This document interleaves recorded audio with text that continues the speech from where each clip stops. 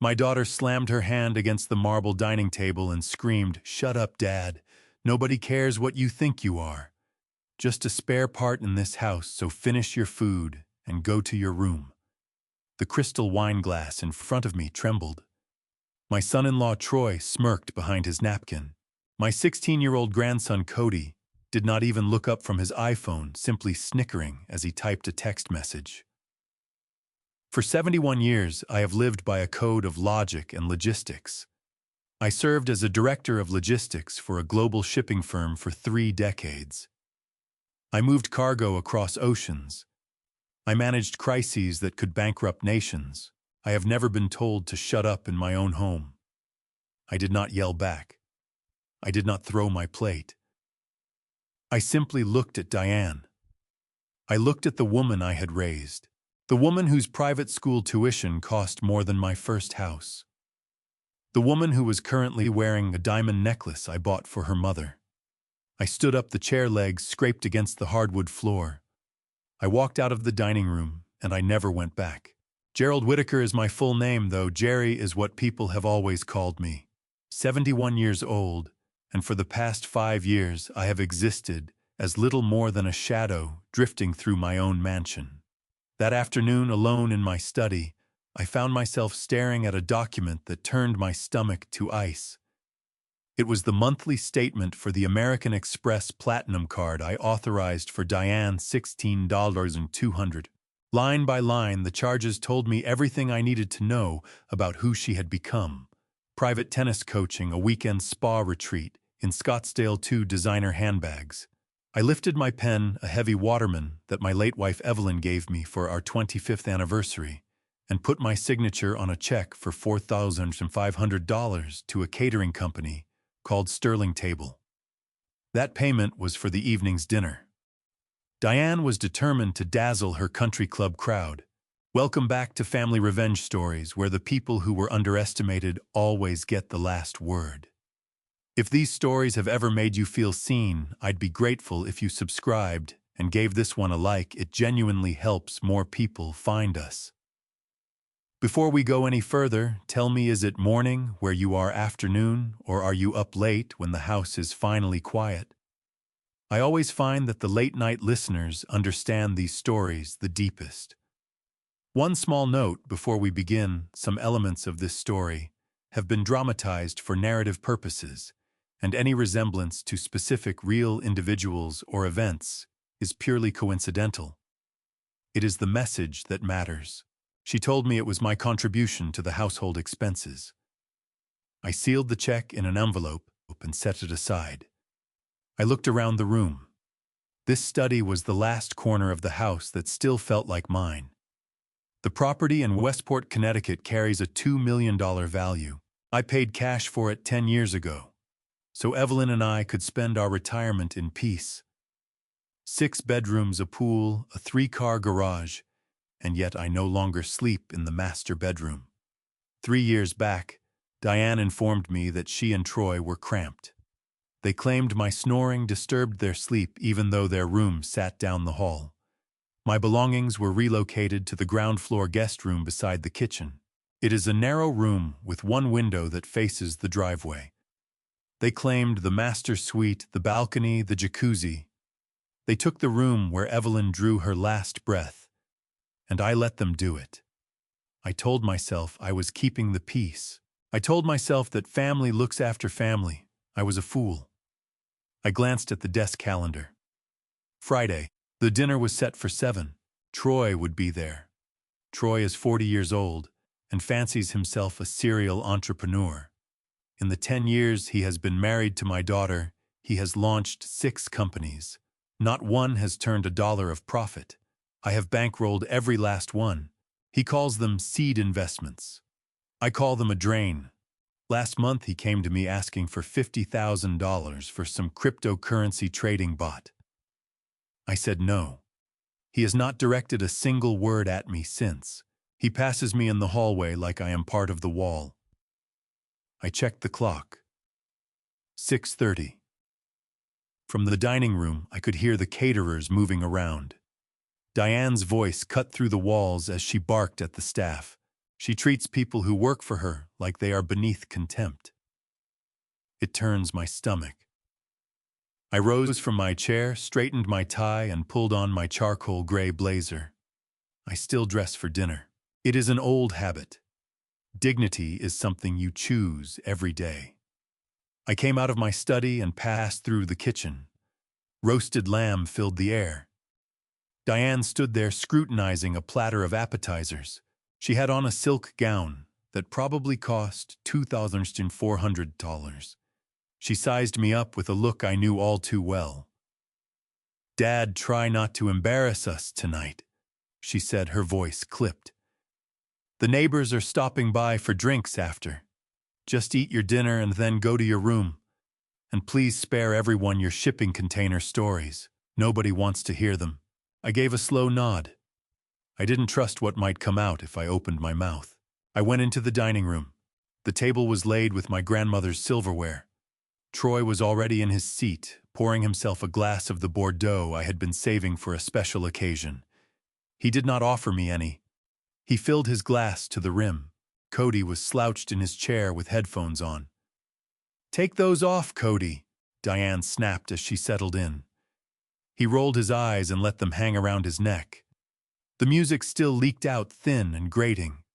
"So," Troy said, swallowing a large mouthful of wine, "I've got to sit down with a venture capitalist on Monday. This tech incubator concept is going to be enormous. Unicorn status within 3 years easy. Jerry, you really ought to reconsider getting in early." I cut into my lamb. It was overcooked. I had paid $4,500 for overcooked lamb. "I think I'll keep my money in bonds." "Troy," I said, measured and calm, "my appetite for risk isn't what it used to be." Troy let out a short scoff. "That's exactly the problem with your generation. No vision. Just sitting on wealth watching it collect dust. You have no idea how the modern economy actually operates." I chewed unhurried. "I understand that you cannot spend money you do not have, Troy. I understand that revenue has to exceed expenses. That principle does not go out of fashion." Diane sighed loudly. "Just stop, Dad. Don't lecture him. Troy is a visionary. You spent your career moving cargo. It's a different world." The contempt in the room was thick enough to taste. It settled over the table like a fog. But I kept eating. I had absorbed this for years. I told myself it was for Cody's sake. I wanted to be a grandfather. I wanted to give the boy a steady male presence. But Cody was turning into a carbon copy of his father. Rosa, the housekeeper, came in to top up the water glasses. Rosa has been with me for 15 years. She cared for Evelyn during her illness. She is a decent, faithful woman. As she poured water near Cody's glass, her hand wavered slightly, and a few drops landed on the tablecloth. "Watch it," Cody snapped. "Are you blind? Look at what you just did." He pushed the glass away, sending water splashing onto Rosa's apron. She flinched and fell over herself, apologizing. "I'm so sorry, sir. I'll take care of it right away." "Just go," Cody said. "Get out of my face, you're incompetent." Something inside me gave way. It was a quiet thing, like a dry twig snapping in a winter wood, the sound of my patience reaching its end. I set my fork on the plate. "Apologize to her, Cody," I said, low but clear. Every head turned. Cody looked back at me with a curl of his lip. "What? You heard me. You were rude. Rosa is a person. You will apologize to her right now." Cody laughed. A short, ugly sound. "She's the help, Grandpa. That's what she's paid for. To get an earful when she makes a mess." He looked to his mother for backup. Diane was turning her wine glass lazily, looking somewhere else entirely. "Dad, leave it alone," she said. "He's a teenager, and Rosa is clumsy. She's the one who ruined the cloth. I looked at my daughter. I looked at the woman I cradled in my arms the day she came into this world. The one whose scraped knees I kissed. The one whose student debts I cleared so she could begin her life unburdened. Diane. I said, "You are raising a brat. If you don't correct this boy now, he will grow into a useless man just like his father." The table went dead quiet. Troy's face went dark. He brought his wineglass down hard. "Watch your mouth, old man. You live in our house. A little gratitude wouldn't hurt." Our house. Those words rang in my skull. "This house is in my name, Troy," I said. "I purchased it. I pay the property taxes. I pay the electricity that runs your video games. I put the food on this table. You are a guest here, a permanent, ungrateful guest." That was the moment. Diane was on her feet, her face contorted. "Shut up, Dad. Just shut up. I am so sick of your arrogance. Nobody cares what you think. You are nothing but a spare part in this house. We only keep you around out of pity. You are a lonely, bitter old man. So finish your food and go to your room and stay there." I looked at her. I looked at Troy, who was smirking. I looked at Cody, still tapping at his phone, probably narrating the scene to his friends. And something came over me, not anger, not grief. Clarity. Cold, absolute clarity. For years, fear of being alone had kept me chained to this table. I had absorbed the insults, the theft, the contempt, because I believed loneliness was the worst thing a man could face. But looking at these parasites drawing on my life's work, I understood that I was already alone. I had been alone since Evelyn left this world. These people were not my family. They were my tenants, and they were long overdue. I said nothing. I left my food where it was. I got up. I smoothed my blazer. I turned my back on the dining room and walked out. "Where do you think you're going?" Diane called after me. "Don't you walk away while I'm talking to you." I kept moving. Down the hall past the guest room, they'd assigned me as a bedroom. I didn't stop there. I went straight to my study, pulled the door shut behind me, and turned the lock. I crossed to the wall safe concealed behind the painting of the ship I once captained. I worked the combination 04-12-52, Evelyn's birthday. The heavy steel door swung open. Inside my passports, the deed to the house, some gold coins, and a thick yellow folder. I had put that folder together 2 years ago. I named it Plan B. I prayed I would never need to open it. It held everything required to detonate my old life and walk away from the rubble. I took the yellow folder. I took my passport. I took the spare key to my Lincoln Continental. I placed them in my leather briefcase. I made one slow pass around the study. The photos on the shelf caught my eye. Evelyn and me in Paris. A young Diane at her graduation, me beside her. I slipped the photo of Evelyn into my breast pocket. The one of Diane I left where it was. I unlocked the study door. I walked to the front foyer. From the dining room, voices were rising. Laughter. They were mocking me. "He'll be back," Troy said. "He has nowhere else to go. He is too old to manage on his own." I pushed open the heavy oak front door. The night air hit me cool and sharp. I stepped out onto the porch. My house keys were in my hand. The brass key for the front door. The silver one for the back gate. The electronic fob for the alarm. Diane stuck her head out of the dining room into the hallway. "Dad, where are you going?" "It's 8:00. You can't drive at night. Your eyes are bad." My eyes were fine. I had cataract surgery 6 months ago. I just never told them because I didn't want to drive them to the mall. "I am going out," I said. "Don't be absurd," Diane huffed.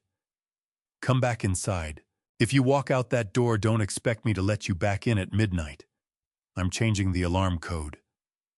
I looked down at the keys. I looked at the manicured lawn I paid $500 a month to keep pristine. I looked at the house that was meant to be my legacy. You don't need to worry about that, Diane, I said. I raised my arm and threw the keys. They arced through the air, catching the glow of the porch lantern, and landed with a quiet clatter deep in the thorny rose bushes along the driveway. Diane gasped. "What are you doing? Have you gone mad? Pick those up right now." I turned my back on her. I walked to my car. I got in and turned the key. The V6 settled into its familiar rumble, a sound of power, a sound of freedom. I reversed down the driveway. In my mirror, I could see Diane in the doorway shouting something, but the soundproof glass swallowed every word. I did not look back. I rolled down the long, winding drive and pulled out onto the main road. 30 minutes later, I reached the city center and swung up to the valet stand at the Mayflower Inn and Spa. "Good evening, sir," the valet said, pulling my door open. "Welcome back, Mr. Whitaker." I handed him the keys. "Keep it nearby, son," I said. "I may need it come morning." I walked into the lobby. The marble floors gleamed. The air carried the scent of fresh lilies. I made my way to the reception desk. The manager knows me well. I have held a corporate membership here for 20 years, one more thing Diane knew nothing about. "Mr. Whitaker, what a pleasant surprise," the manager said. "We weren't expecting you. I need a suite, Patrick." I said, "For an indefinite stay, and please send a bottle of your best bourbon to the room." "Certainly, sir, the usual." The usual. I rode up to the penthouse suite. I settled onto the velvet sofa and poured a measure. I drank. It burned in all the right ways. I pulled out my phone. 15 missed calls from Diane. 7 text messages. "Where are you? This isn't funny. Dad, pick up. You are acting like a child. We are worried sick. Troy is going to call the police. Answer me." I answered none of them. I opened my contacts and scrolled down to the letter L. Burton Crane. Burton has been my attorney and closest friend for 40 years. He is the most feared shark in the legal waters of Hartford, and he is completely loyal to me.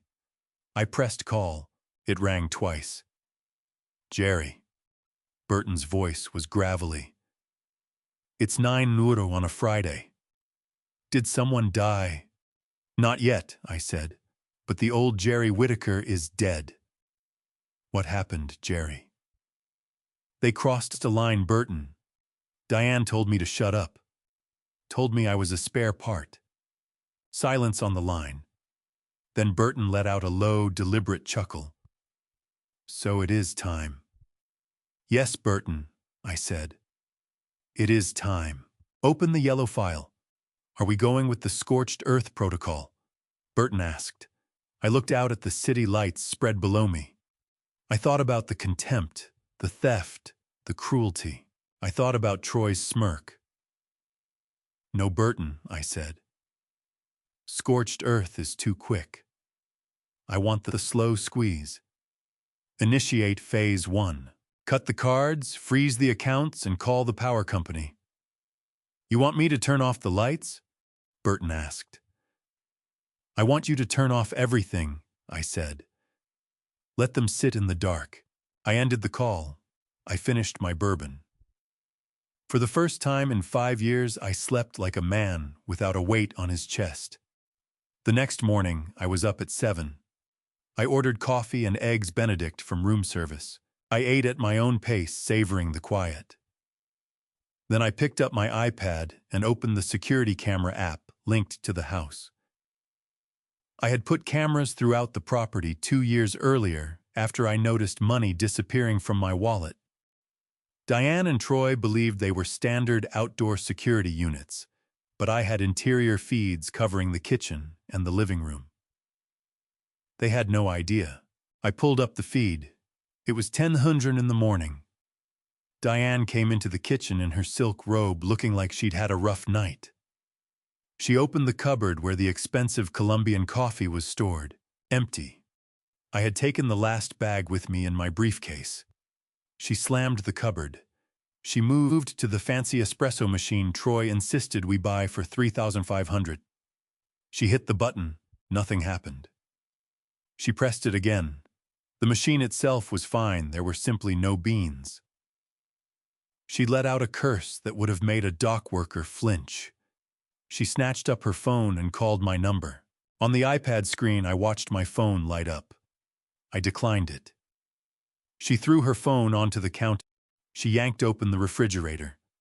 It was fully stocked with organic food I had purchased. She grabbed the orange juice carton and drank straight from it. Then the doorbell rang. I switched to the front porch camera. It was Mr. Brannock, the landscaper, a broad man with a thick mustache looking like he had places to be. Diane opened the door. "What do you want?" she snapped. "I want my money, Mrs. Whitaker," Mr. Brannock said. $400 for this week's work. Your father normally leaves cash in an envelope under the mat. It's not there. My father is out running errands, Diane lied. Come back later. I can't come back later, Brannock said. I have a crew to pay. Either I get the money now or we stop work and we pull the new hydrangeas we just put in. Diane scoffed. Fine. Do you take cards? I've got a square reader on my phone, Brannock said. Diane marched back inside, grabbed her purse, and returned with the black Amex card. My card. The one she was an authorized user on. She handed it over. He swiped it. He frowned, swiped it again. It's declined, ma'am. That's impossible, Diane said. That card has no limit. Try it once more. He did. Declined. Do you have another card? Brannock asked. Diane produced a Visa. Declined. A MasterCard.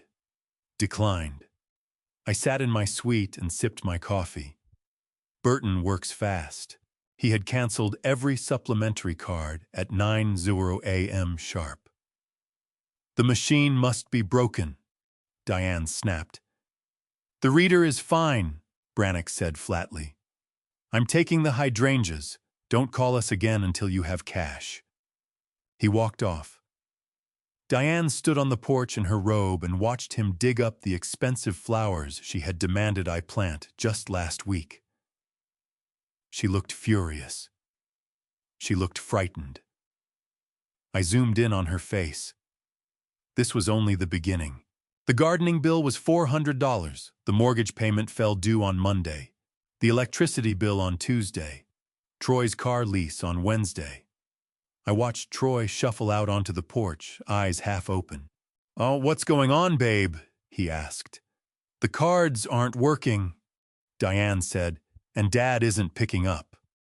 Troy laughed. He probably forgot to pay the bill. Old man's losing it.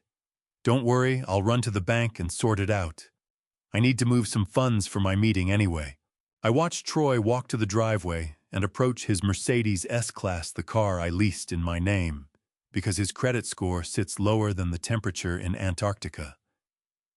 He clicked the key fob. Nothing. Again. Nothing. He tried the handle. Locked. I smiled. The leasing company offers a useful feature called remote immobilization. When the registered owner flags the vehicle as potentially compromised, they lock the engine and the doors from a distance. I had flagged it at 8:00 a.m. Troy kicked the tire. He had the look of a child who just watched his ice cream hit the pavement. This was shaping up to be a very interesting weekend. I refilled my coffee and settled back to watch the show. But I knew this was merely the soft opening. The real main event was still to come. I had a meeting scheduled Monday with a real estate investor named Mr. Mercer. Not the gardener, a different Mr. Mercer entirely. A man who specializes in a very particular kind of property transaction known as a life estate deed. Diane believed she was set to inherit a mansion. She was about to discover she was inheriting a headache. The phone rang. It was Burton. "Phase 1 is complete, Jerry," Burton said. "The banks are locked. The credit lines are frozen. And I just sent a courier to the house with a notice." "What notice?" I asked. "A notice of breach of contract," Burton said, "concerning the authorized user agreement. It states that any further attempt to access the accounts will be treated as fraud." "Perfect," I said. Burton paused. "Now, are you certain you want to go ahead with the power cut? It's going to hit 90 degrees this weekend." I looked at the tablet screen. I could see Cody storming out of his room, furious that the Wi-Fi had gone down. "I'm sure, Burton," I said. "They enjoy the heat. Let them sweat." I hung up. I watched my family come apart in high definition. I felt no guilt, no remorse, only the cold, clean satisfaction of a ledger that was finally being set right. They wanted me silent. They wanted me invisible. Well, now I was invisible, and my silence was about to become the loudest thing they had ever heard. The heavy door of the presidential suite clicked shut behind me, sealing off the world with that reassuring, expensive thud. I stood in the foyer for a moment and simply breathed. The air here carried no trace of stale vape smoke or my son-in-law's cheap body spray. It smelled of fresh orchids and lemon polish. It smelled of silence. For the first time in 10 years, I had no need to worry about stepping too heavily or turning the television up too loud. I was 71 years old, and I had just walked out on my own household, like a man half my age, except instead of a backpack, I carried a platinum card and a plan that would bring my ungrateful family to their knees. I went into the bedroom. The sheets were Egyptian cotton with a thread count that exceeded Troy's IQ by a considerable margin. I perched on the edge of the bed and checked the digital clock. 2:14 in the morning. Back at the house, if I'd wandered into the kitchen at this hour, Diane would have appeared from her room, hollering about her disrupted sleep cycle. She would deliver a lecture on the electricity cost of opening the refrigerator. She would treat me like a senile old man drifting the hallways. I lifted the bedside telephone. I pressed the in-room dining button. A pleasant voice answered at once. "Good morning, Mr. Whitaker. How may we assist you?" "I want a Wagyu beef burger," I said. "To medium-rare truffle fries, a bottle of the 1994 vintage Cabernet, and a slice of cheesecake." "Certainly, sir. Anything else?" "That will do." I hung up. The bill would run over $300 for a midnight snack. Diane would have an aneurysm. The thought put a smile on my face. For a decade, I had watched every dollar I spent on myself wearing shirts until the collars frayed, keeping my car on the road, until the engine groaned, all to preserve money for my grandson's college fund and my daughter's lifestyle. I had denied myself everything so they could have everything, and they told me to shut up, told me I was a spare part. Half an hour later, I sat beside the floor-to-ceiling window, eating the finest burger I had tasted in years. I washed it down with wine that cost more than Troy's weekly contribution to society. I looked out at the lights scattered across the city below.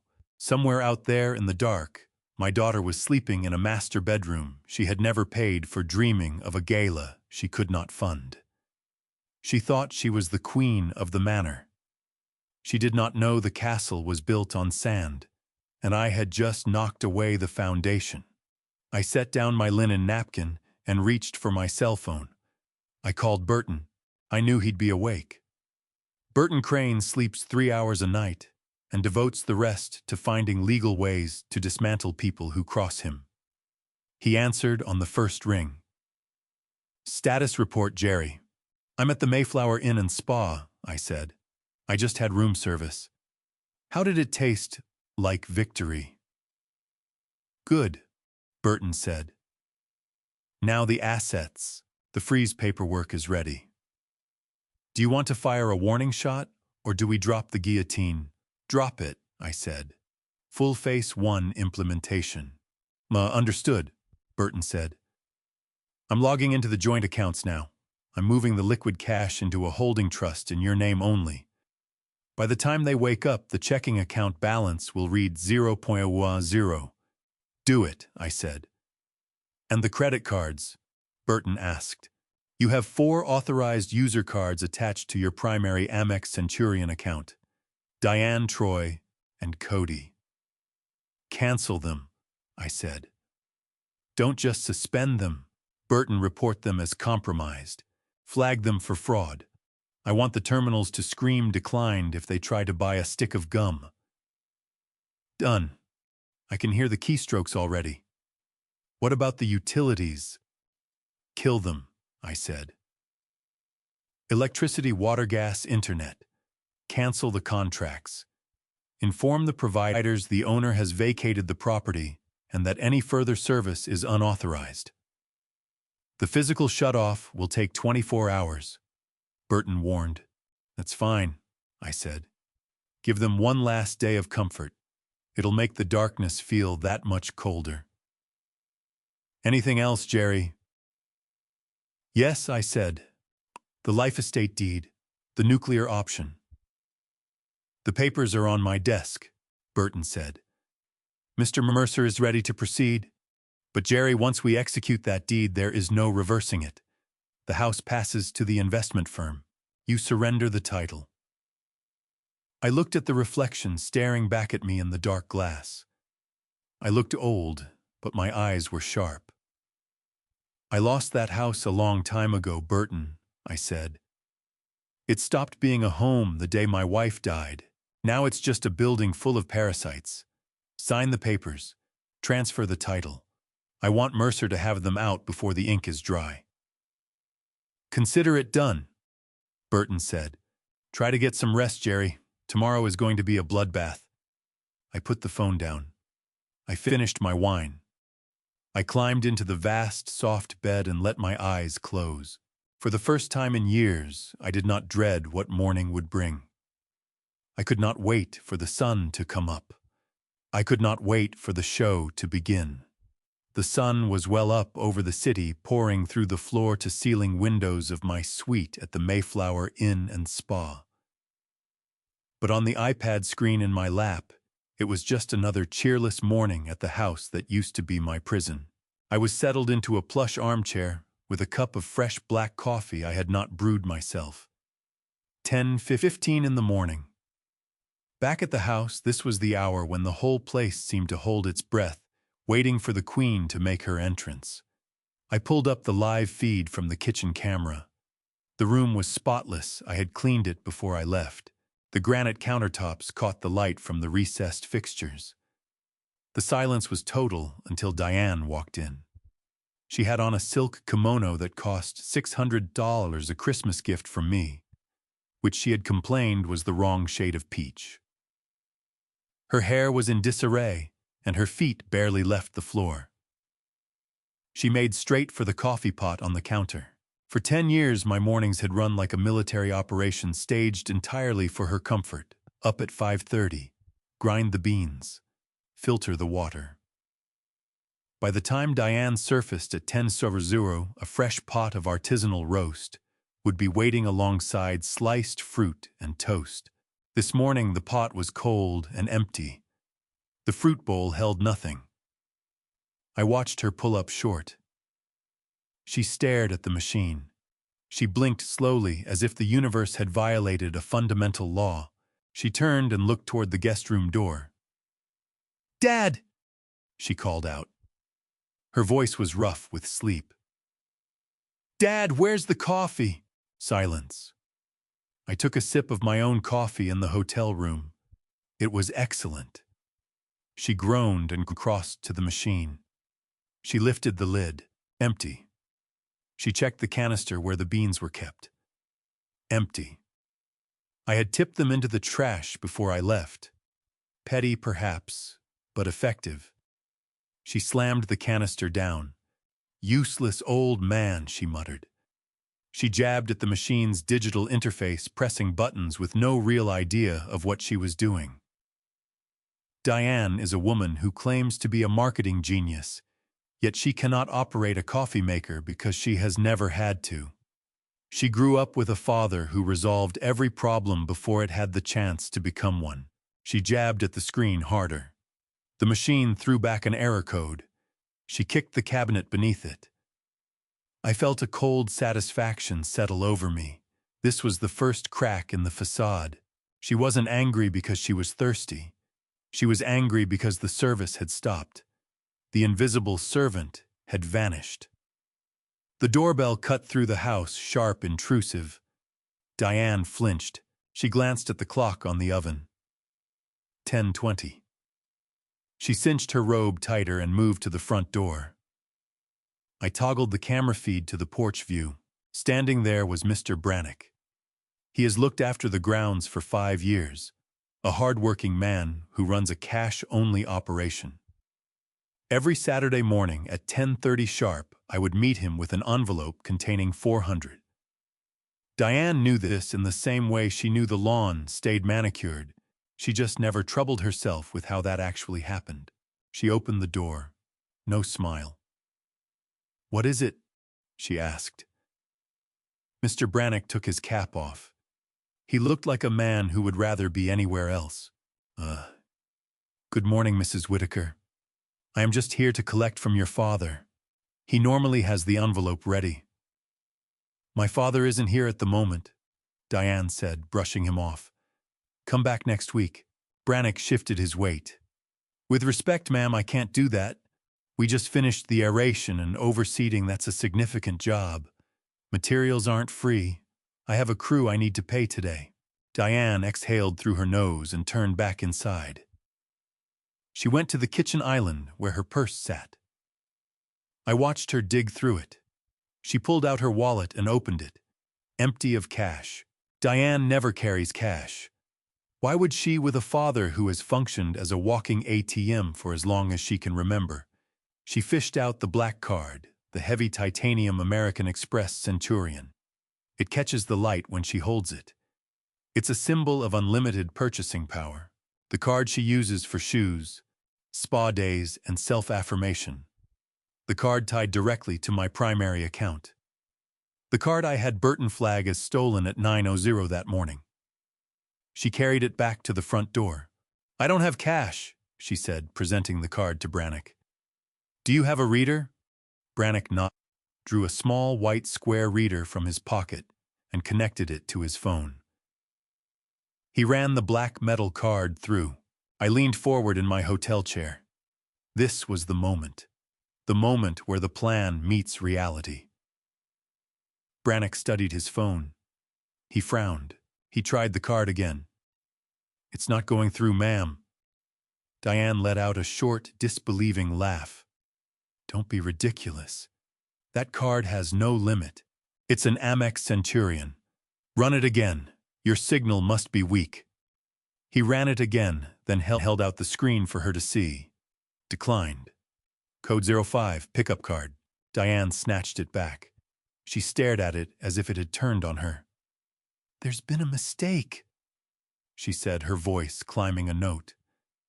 "My father probably forgot to pay the bill. He is getting senile. Here, try this one." She handed over a Visa. That was a supplementary card on my Chase Sapphire account. Brannock swiped it. Declined. A deep red flush began creeping up Diane's neck. This wasn't just an inconvenience. This was humiliation. A wealthy woman in a silk robe being told by the groundskeeper that she was broke in full view of the neighborhood. "I cannot believe this," she said, her voice rising. "Just wait here." She turned and ran back to the kitchen. She grabbed her phone and called my number. On my iPad, I could see the incoming call notification. I let it ring. On the camera feed, I watched her pace the kitchen floor, gnawing at her thumbnail. She looked small. For the first time in years, she looked genuinely small. She hung up and hurried back to the door. "Look, he's not answering. You'll have to bill us later." Brannock replaced his cap. His expression had gone flat. "I don't do billing, Mrs. Whitaker. I work for cash. If there's no payment, I won't be coming back, and I'll be collecting the fertilizer bags we left in your shed." He turned and walked away. "Fine," Diane called after him. "Go. We'll find someone else." She swung the heavy oak door shut and leaned against it, chest rising and falling. She looked at the card still in her hand. She looked at the empty house around her. For 38 years, she had moved through life with a safety net woven entirely from my accounts. She has never once known the terror of a declined transaction.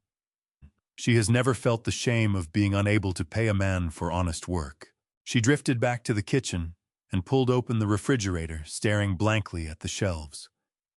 Looking for comfort, finding none. Looking for answers. The house offered only silence. She shoved the fridge door shut. "Dad!" she shouted into the empty room. "Dad, pick up the damn phone!" I took another sip of my coffee, going cold but still tasting sweet. I did not pick up. I simply watched. This was the first lesson. The world doesn't care whose daughter you are when the card won't swipe.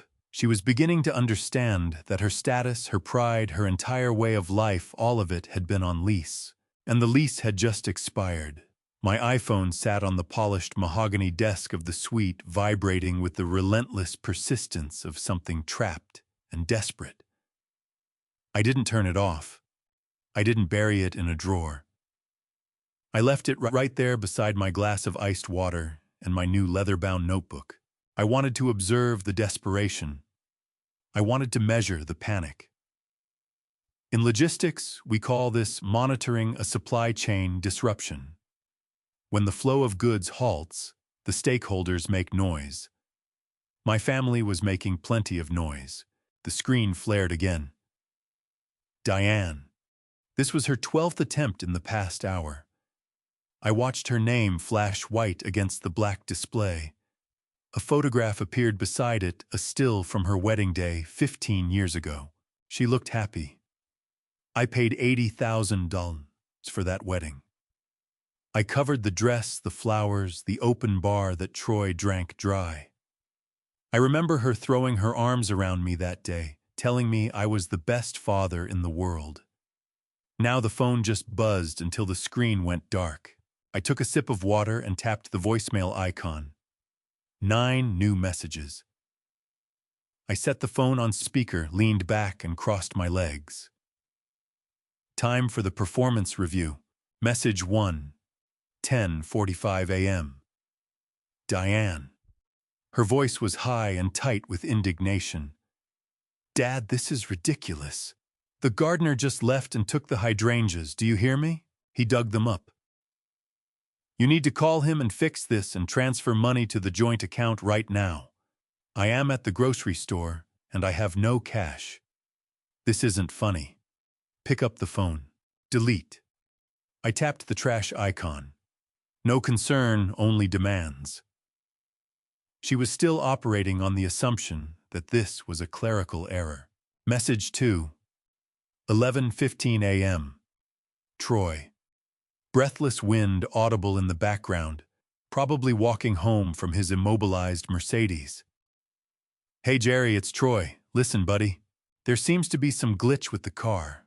The leasing company is saying it's been reported stolen. You probably clicked the wrong thing on your computer. Just give them a ring, okay? I've got a big investor meeting in an hour. I can't be late. Call me back." Delete. He had no meeting. Troy doesn't have meetings on Saturdays. He has poker games. He was worried about looking poor in front of his friends. Message 3. 12:30 p.m. Cody.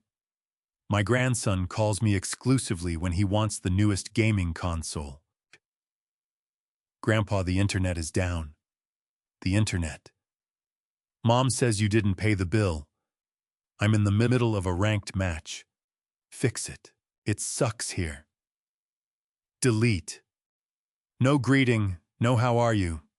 Just a demand for bandwidth. I looked at the ceiling. I found myself wondering whether I had failed them or whether they were simply broken people to begin with. I decided it no longer mattered. Either way, the result was identical. Message 4. 1:45 p.m. Diane again. The tone had changed. The raw anger was now wrapped in a calculated layer of false concern. This was the dangerous phase. Dad, we're getting really worried. You never just disappear like this. Troy thinks you might be having some kind of episode. You know, confusion. We just want to know you're safe. Please call us. If we don't hear from you, we may have to contact the hospitals or the police. We love you, Dad. Please. I let that one sit for a moment before hitting delete. Love. She deployed the word like counterfeit currency. She was constructing a narrative. She was laying the groundwork for the senility argument. If I was missing, I was confused.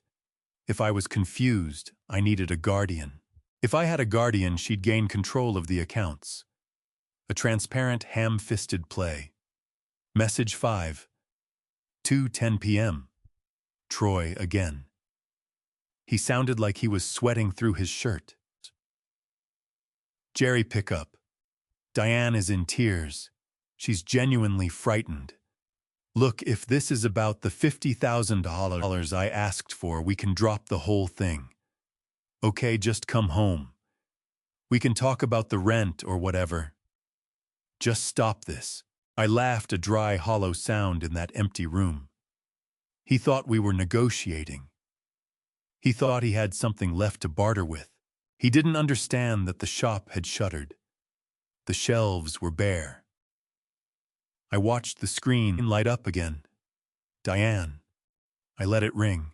I pictured her standing in that oversized kitchen, the one with the granite island I paid for, gripping her phone with white knuckles.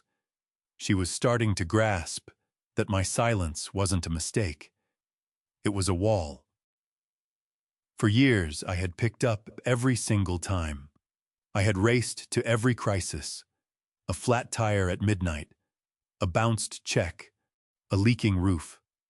I was their fixer, their safety net.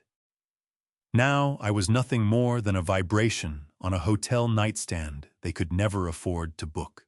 I opened my notebook. I logged the time and a brief summary of every call. Documentation matters.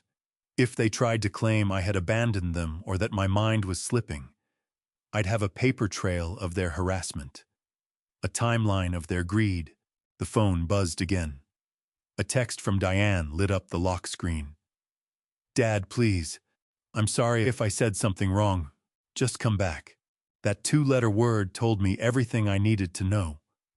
She wasn't sorry she'd told me to shut up. She wasn't sorry she'd treated me like hired help. She was sorry the consequences had finally shown up at the door. She was sorry the wallet had walked out. I turned the phone face down on the table. I didn't want to see their names anymore. The quiet in that room pressed in on me, but it was mine. I had spent a lifetime reacting to their noise. Now they were going to have to learn to live inside my silence. And that silence was about to get a great deal louder. I shifted my focus from the phone to the live feed open on my iPad. It was 2:30 in the afternoon.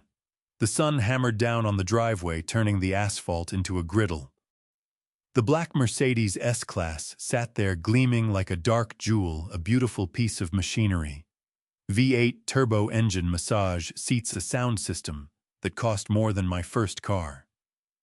I'd leased it 3 years ago because Troy said he needed a vehicle that projected success to potential investors. He said image was half the battle. I covered the $3,000 a month lease. He covered the pine tree air freshener swinging from the rearview mirror. I watched the back door of the house swing open. Troy stepped out. He'd changed. Light gray suit loafers with no socks, leather portfolio tucked under one arm, sunglasses already on. He looked like a man walking toward $1 million handshake. I knew better. He was heading to a poker game at the country club where he'd wager money he didn't have and drink scotch he couldn't afford, leaving Diane behind to deal with the landscaper and the empty refrigerator while he played the big shot. He walked with a swagger. He adjusted his cuffs. He glanced back at the house one last time with a look of pure irritation shaking his head. He was probably muttering about how unreasonable I was being, how inconvenient it was that the old man had thrown a tantrum. He approached the car. He pressed the unlock button on the fob. The lights flashed. The mirrors unfolded. The car welcomed him, unaware it was a trap. He pulled open the heavy driver's door and dropped into the tan leather seat. He closed the door. I could imagine the hush inside. The S-Class is built like a vault. It seals out the world. He set his portfolio on the passenger seat. He checked his reflection in the vanity mirror. He smiled at himself. A shark in a shark tank. He pressed the start button. On my screen, nothing moved. No exhaust, no vibration. Just stillness. Troy frowned. He pressed the button again harder. Still nothing. He studied the dashboard. He tapped the steering wheel, probably convinced it was a dead battery, probably already thinking about the roadside assistance covered by the lease I paid for. Then the infotainment screen came to life. I couldn't hear the audio from inside the car, but I knew exactly what it was saying.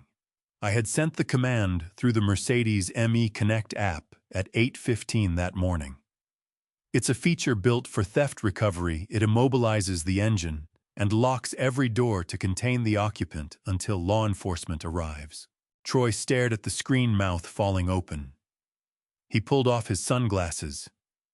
The dashboard was flashing in red letters: vehicle reported stolen, engine disabled, authorities notified. He grabbed the door handle and yanked. Locked. He yanked again, violently this time. The electronic deadbolts held. He stabbed the unlock button on the door panel. Nothing. Again and again, his finger hammering the plastic. The car was in full lockdown. It had become a prison cell upholstered in leather and walnut trim. He started to panic. I could read it in every movement. He twisted toward the passenger side and lunged across the console, grabbed that handle. Locked. He tried the rear doors. Locked. He was caged. The sun bore down on that black roof.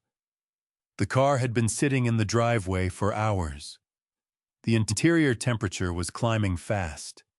No engine meant no air conditioning. It was a greenhouse, an extraordinarily expensive, perfectly airtight greenhouse. Troy began pounding on the window.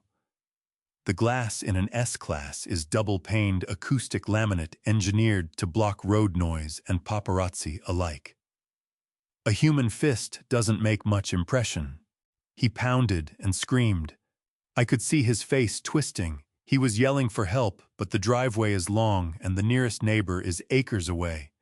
Diane was somewhere inside the house, probably in the back bedroom, sulking. Nobody could hear him. He loosened his tie. He tore off his jacket. Sweat was already bleeding dark through his gray shirt. He looked at his phone, dialed, held it to his ear, then hurled it onto the passenger seat. No signal. The metallized glass and the car's steel body functioned like a Faraday cage, strangling most transmissions. Whatever got through was too weak to sustain a call. Or maybe I'd just gotten lucky. 10 minutes went by. Troy was drenched, hair plastered flat, face crimson, chest heaving. He looked like a fish flopping on the deck of a boat. Gone was the cool entrepreneur.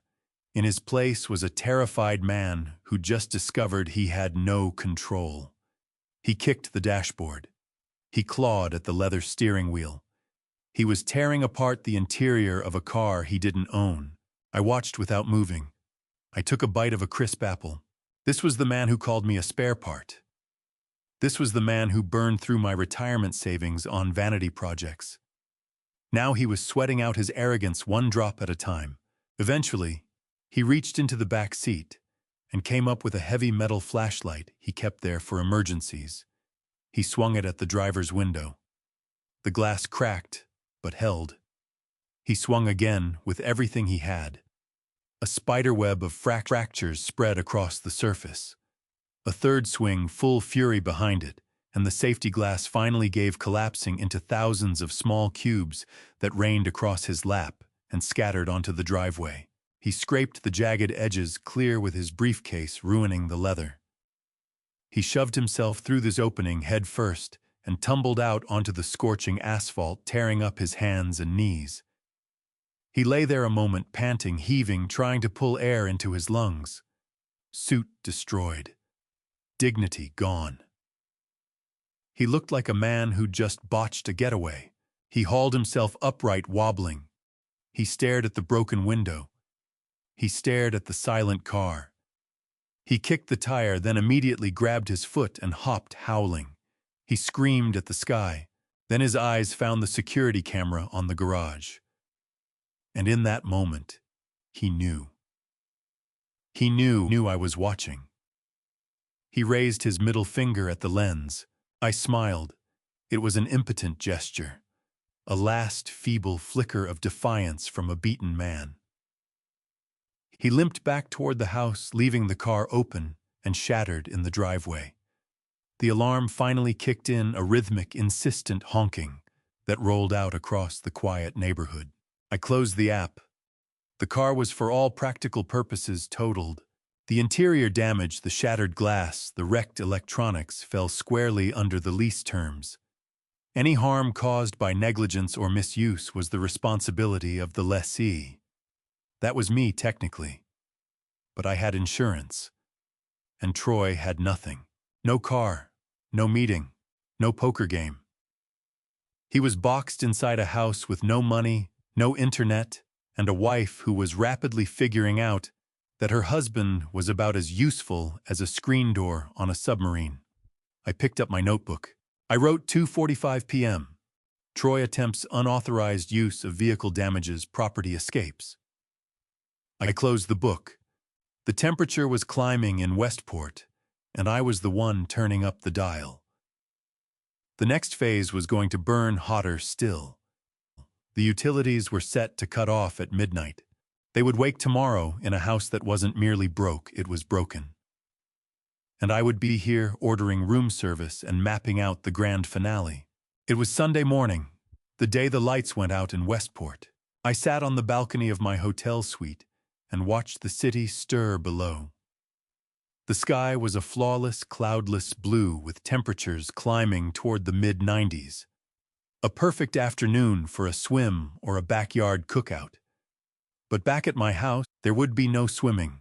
The pool pump was about to go dark, and there would be no cookout, because the electric starter on the grill was about to become a useless piece of plastic. I checked my watch. 11:59. I had scheduled the utility disconnects for noon sharp. I wanted them awake. I wanted them comfortable. I wanted them deep in their digital routines when the plug was pulled. In logistics, timing is everything. You don't cut the supply line while the enemy sleeps. You cut it when they're hungry. I opened the security app on my iPad. I had upgraded the system 6 months ago with battery-powered cellular backup cameras. I told Diane it was for storm preparedness. In reality, it was for precisely this moment. I needed eyes on the ground even when the grid went down. I switched to the living room feed.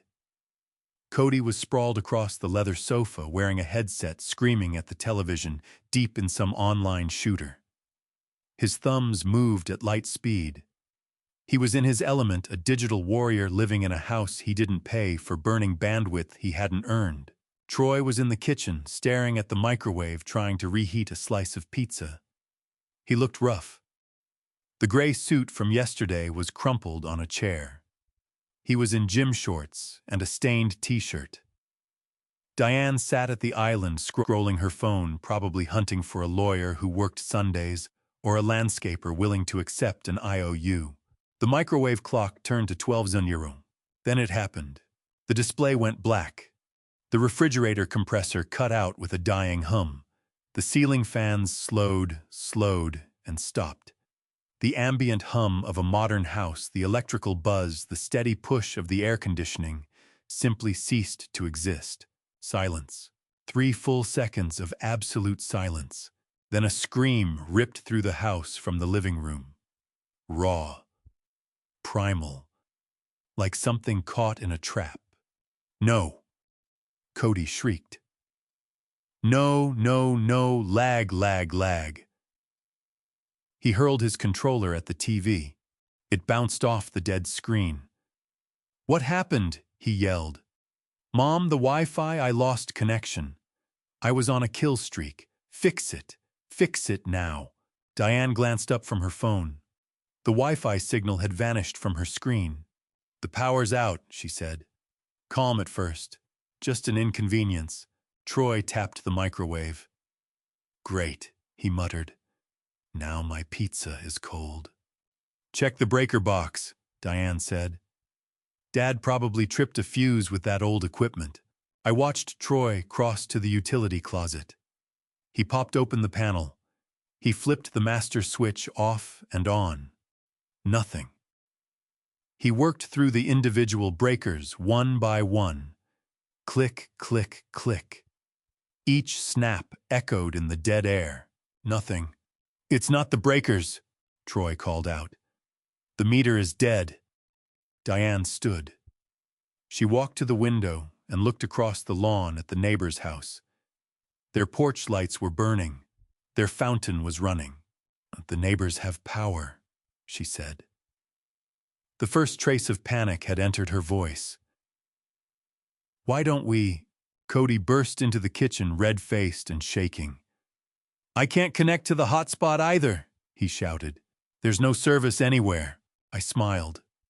I had canceled the family data plan 10 minutes earlier. They were now at the mercy of the public cell towers, which were notoriously weak in our valley.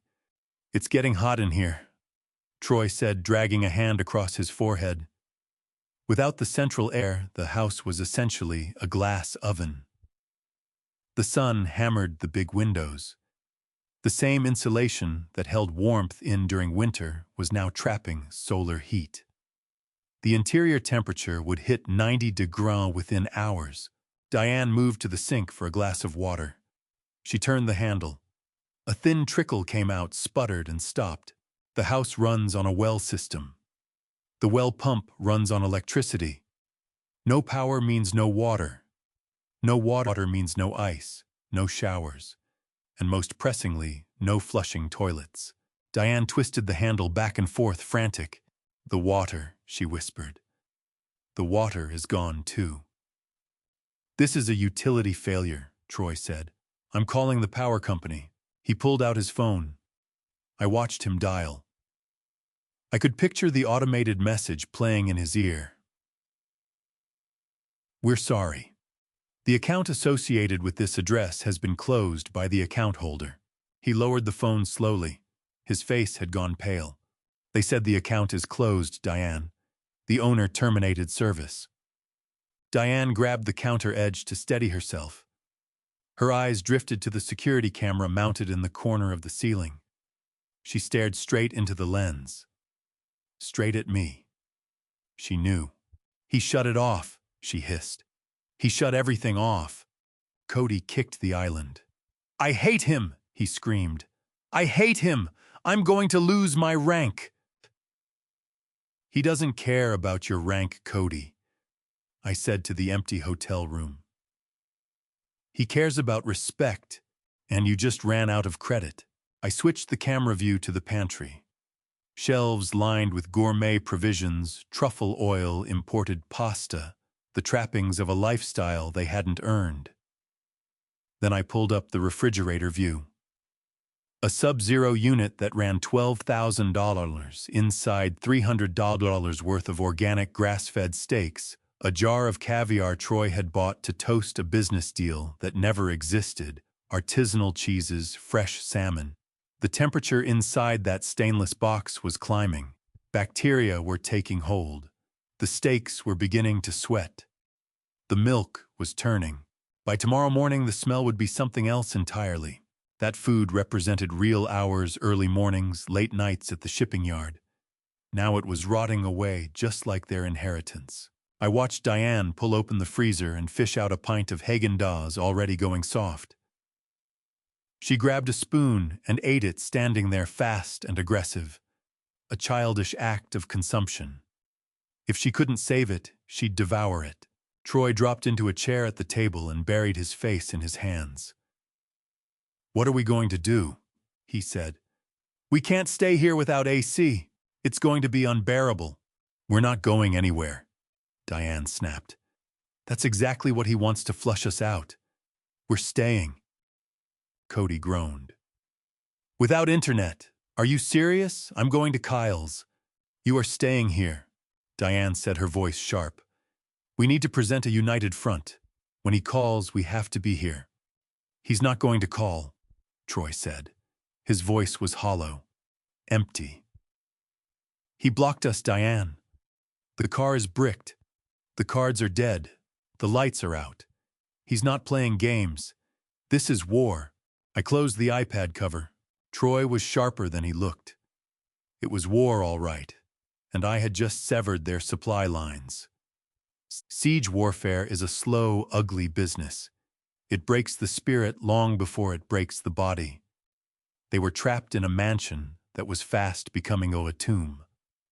Dark, sweltering, silent, perfumed with the reek of spoiling luxury. I walked to the thermostat on my suite wall and turned it down to 68 degrees.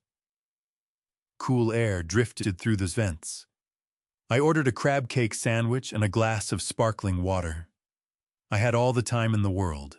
They had until the ice cream was gone, and it was going fast. It was 4:00 in the afternoon when the knock came at my suite door. Not the soft, measured tap of housekeeping arriving to turn down the bed.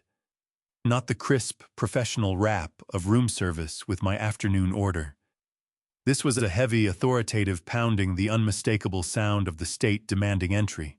I didn't jump. I didn't panic.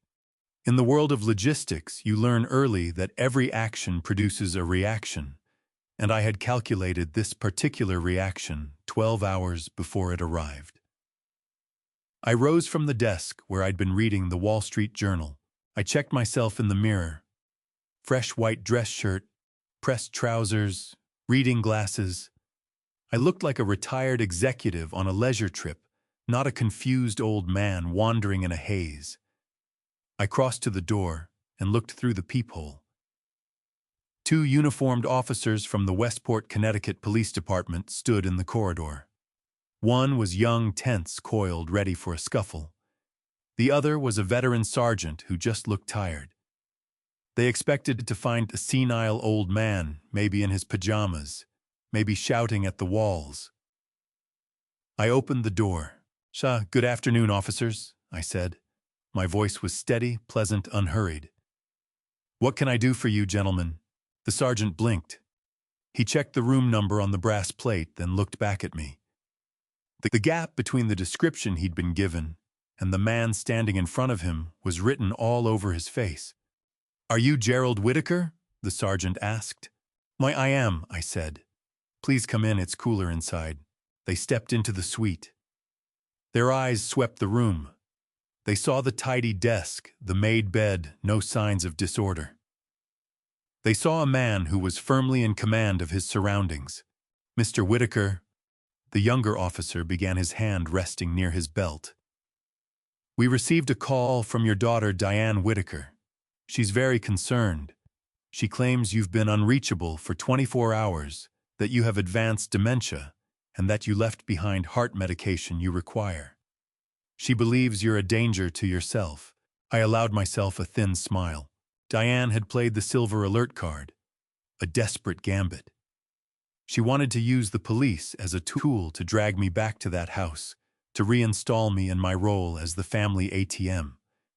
She had lied about the medication. My heart is as strong as it's ever been. "Please sit down," I said, gesturing toward the sitting area. "Can I offer you some water, or perhaps some Earl Grey? It just arrived." The officers exchanged a glance. The tension was already leaving their shoulders. A man calmly offering Earl Grey is not a man in the middle of a psychiatric episode. No, thank you, sir, the sergeant said. We just need to confirm you're all right. Your daughter was quite emphatic. She said you might be disoriented, possibly combative. I walked to my desk and opened my leather briefcase. I removed a clean white envelope. That morning at 9:00, I had visited Dr. Owen Hartley, the leading neurologist in the state. I paid cash for an expedited evaluation. I knew Diane would eventually try to challenge my mental fitness, so I secured the proof before she could even think to dial 911. I handed the document to the sergeant. Officer, I anticipated this visit, I said. What you're holding is a notarized affidavit of mental competency signed 6 hours ago by Dr. Hartley. It confirms I am fully oriented, cogent, and capable of directing my own financial and medical affairs. It further states that I have no history of dementia and no required heart medication. The sergeant read through it. His eyebrows climbed. He passed it to his partner. This is dated today, the sergeant said. Correct, I said. You see, officers, my daughter isn't concerned about my health. She's concerned about her lifestyle. Yesterday, I stopped paying her bills. I canceled her credit cards, and I left my own house. She is attempting to use your department to pressure me into going back so I can resume bankrolling her choices. The sergeant exhaled slowly. He looked around the suite. He looked at me. He was doing the math, and the math was adding up in a way he clearly hadn't expected when he walked down this hallway. Police officers dislike domestic disputes. They dislike being lied to even more. So you're here entirely of your own volition, the sergeant said. I said. I'm enjoying a much-needed vacation from an ungrateful family. I am perfectly safer here, in fact, than I was in that house. The sergeant nodded. He uncapped his notepad. Mr. Whitaker. I apologize for the interruption. We're obligated to follow up on these reports, particularly when a senior is involved. But it's apparent the report was inaccurate. It was a lie, Sergeant, I said, keeping my tone even. A false police report filed to harass a private citizen. I believe that qualifies as a crime. It's a misdemeanor, the sergeant said, his voice taking on an edge. He raised his radio. Dispatch, this is Unit 4. Subject located. Code 4. Subject is safe, competent, and present voluntarily. No medical assistance required. Cancel the alert. He then reached for his cell phone. I need to contact the reporting party to close the file. Would you mind putting it on speaker? I asked. I think it's important that there's no ambiguity about what was said. The sergeant paused, then pressed the speaker button. The phone rang once. Officer, did you find him? Diane's voice burst through the speaker, ragged, breathless, verging on hysterical. Is he all right? Is he confused? Don't listen to anything he says about money. He's been having delusions. You need to bring him home right now. I have his room ready. We've been beside ourselves. The sergeant held the phone out. His face gave nothing away. Mrs. Whitaker, this is Sergeant Dawson. We're with your father now.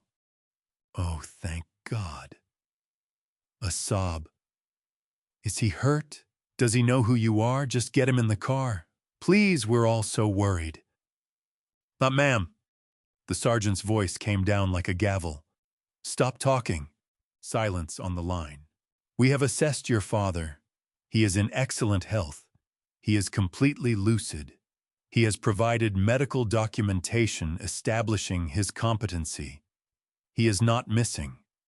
He has simply chosen not to be in contact with you. A long, heavy silence followed. What? Diane whispered. That's not possible. He's sick. He doesn't know what he's doing. He needs me.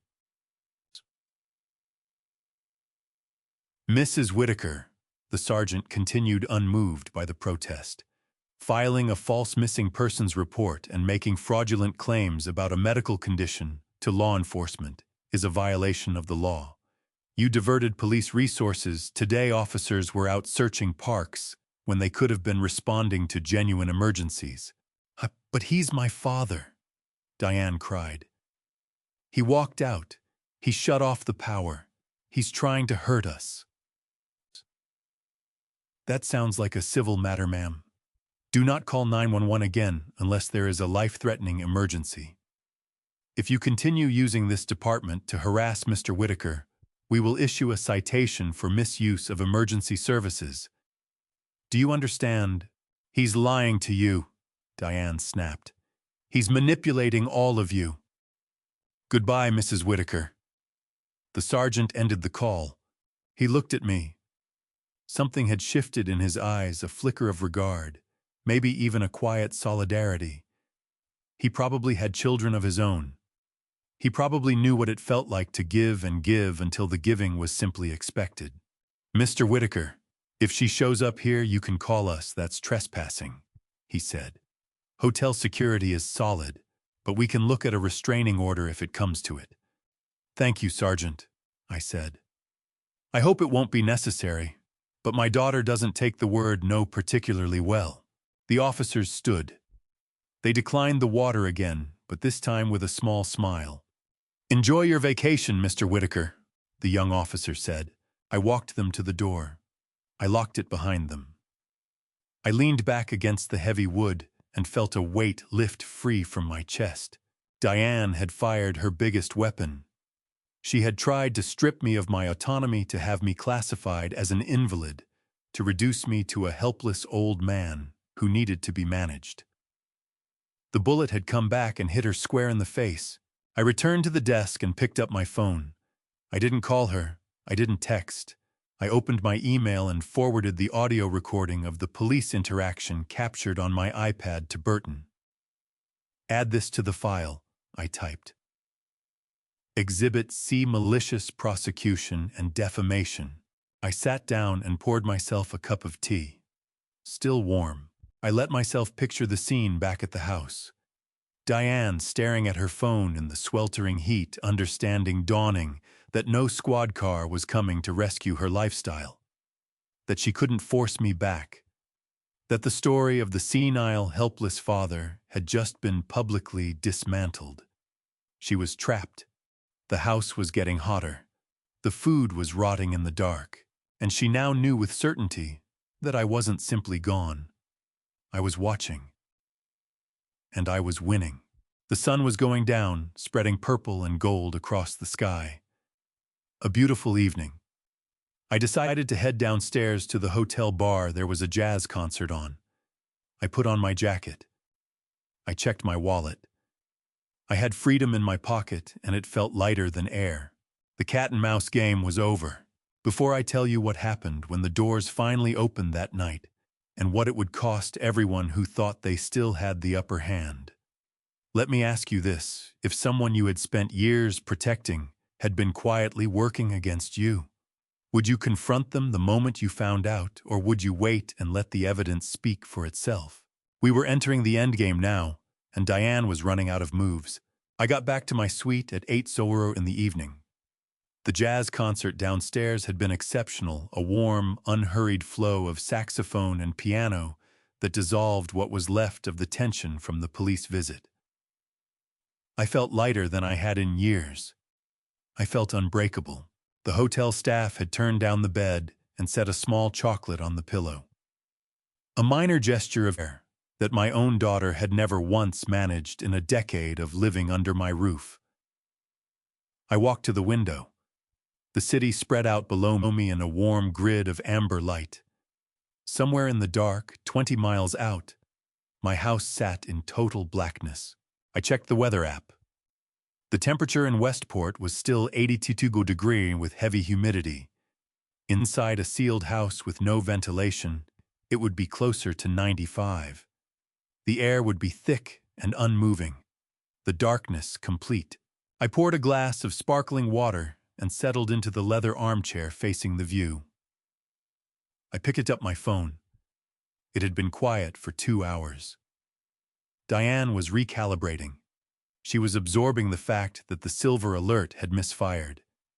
She was coming to terms with the fact that the police were not her personal enforcement arm. She was realizing she was losing. Then the phone buzzed. A single text. A long, dense block of gray text on the dark screen. From Diane. I put on my reading glasses. I expected an apology. I expected pleading. I expected a tearful account of how frightening the dark was. I did not expect what I found. Dad, you think you're so clever. You think you won because you fooled those officers with some fake doctor's note. You didn't win a thing. You just made me angry. And you do not want to see me angry. This is your final chance. Come home tonight. Restore the power. Put the credit cards back. Apologize to Troy. If you are not through that door by midnight, I am done playing the devoted daughter. I just hung up with Dr. Dunning. You remember him, the one who helped the Mercers with their difficult aunt? He owes me a favor. He is prepared to sign an affidavit stating that you have aggressive early-onset dementia and paranoid delusions. He will testify that you are a danger to yourself and to others. We will have you involuntarily committed to Shady Pines. Yes, that Shady Pines, the state facility, the one with the lawsuits and the smell of urine. I will obtain emergency guardianship. I will take power of attorney. And I will put you in a room where you will never see sunlight again. You will die in a cage wearing a diaper while we live in your house. This is not a threat, Dad. This is a promise. Come home or lose everything. I read it twice. A cold sensation settled in my chest. Not fear. It was the feeling of a lock clicking shut. The feeling of a puzzle snapping into its final form. For years, I had turned over the question of whether Diane was merely spoiled or something darker. Whether her selfishness was a habit she'd fallen into or a flaw baked into her character. Now I had my answer. She wasn't just ungrateful. She was a predator. She was willing to fabricate a medical diagnosis to have her own father locked away in a state-run facility just to keep her country club membership. She was prepared to erase my freedom to preserve her comfort. Dr. Dunning, I knew the name, a society doctor who spent too much time at the club bar, known for writing prescriptions for bored housewives who wanted to drop weight or sleep through their afternoons. A man with a gambling problem and an elastic ethical code. Of course, Diane would go to him. I looked at the timestamp, 8:15 p.m. She had put it all in writing. In corporate logistics, we live by a saying, if it isn't written down, it didn't happen. But if it is written down, it's evidence. Diane had just committed a felony. She had threatened to conspire with a physician to perpetrate fraud and unlawful imprisonment. She had attempted to extort me, and she had sent the proof directly to the intended victim. I didn't reply. I didn't fire back a furious rebuttal. I didn't pick up the phone to shout. I took a screenshot, then a second one just to be safe. I opened my secure email app, attached the image, and typed a single line in the subject field: extortion and conspiracy. Evidence A. I sent it to Burton Crane. 30 seconds later, my phone rang. Burton. Oh, how? Burton said. His voice was quiet and hard. I just pulled up your email. Did she actually send this tonight? She's less intelligent than I gave her credit for, I said. Jerry, this is a Class C felony in Connecticut, Burton said. Attempted larceny by extortion. Conspiracy to commit healthcare fraud. Threatening to unlawfully restrain a person. This isn't a family dispute anymore. This is criminal. I looked at the city lights below. I took a sip of water. I know, Burton. We can have her arrested, he said. I can ring the district attorney right now. I play golf with him on Sundays. We could have a warrant issued by morning. Dr. Dunning, too. He'd lose his license before noon. I thought about it. I pictured Diane in handcuffs, the headlines, the scandal. It would be satisfying. It would be justice. Not yet, Burton. Why not Jerry? She just threatened to put you in a cage. Because arrest is too fast, I said. If she's arrested now, she becomes the victim in her own story. She turns herself into a martyr. She cries to the press. She says I set her up. No, Burton. I want her to lose the house first. I want her to lose the standing. I want her to be standing in the dark, knowing she played her best card, and it turned out to be a joker. Burton let out a long breath. You are a cold man, Jerry. She learned it from me, I said. Keep that text. Get the receipt notarized. If she tries to file a guardianship petition with the court, we drop this on the judge's desk like a bomb. We use it to secure a permanent restraining order. Understood, Burton said.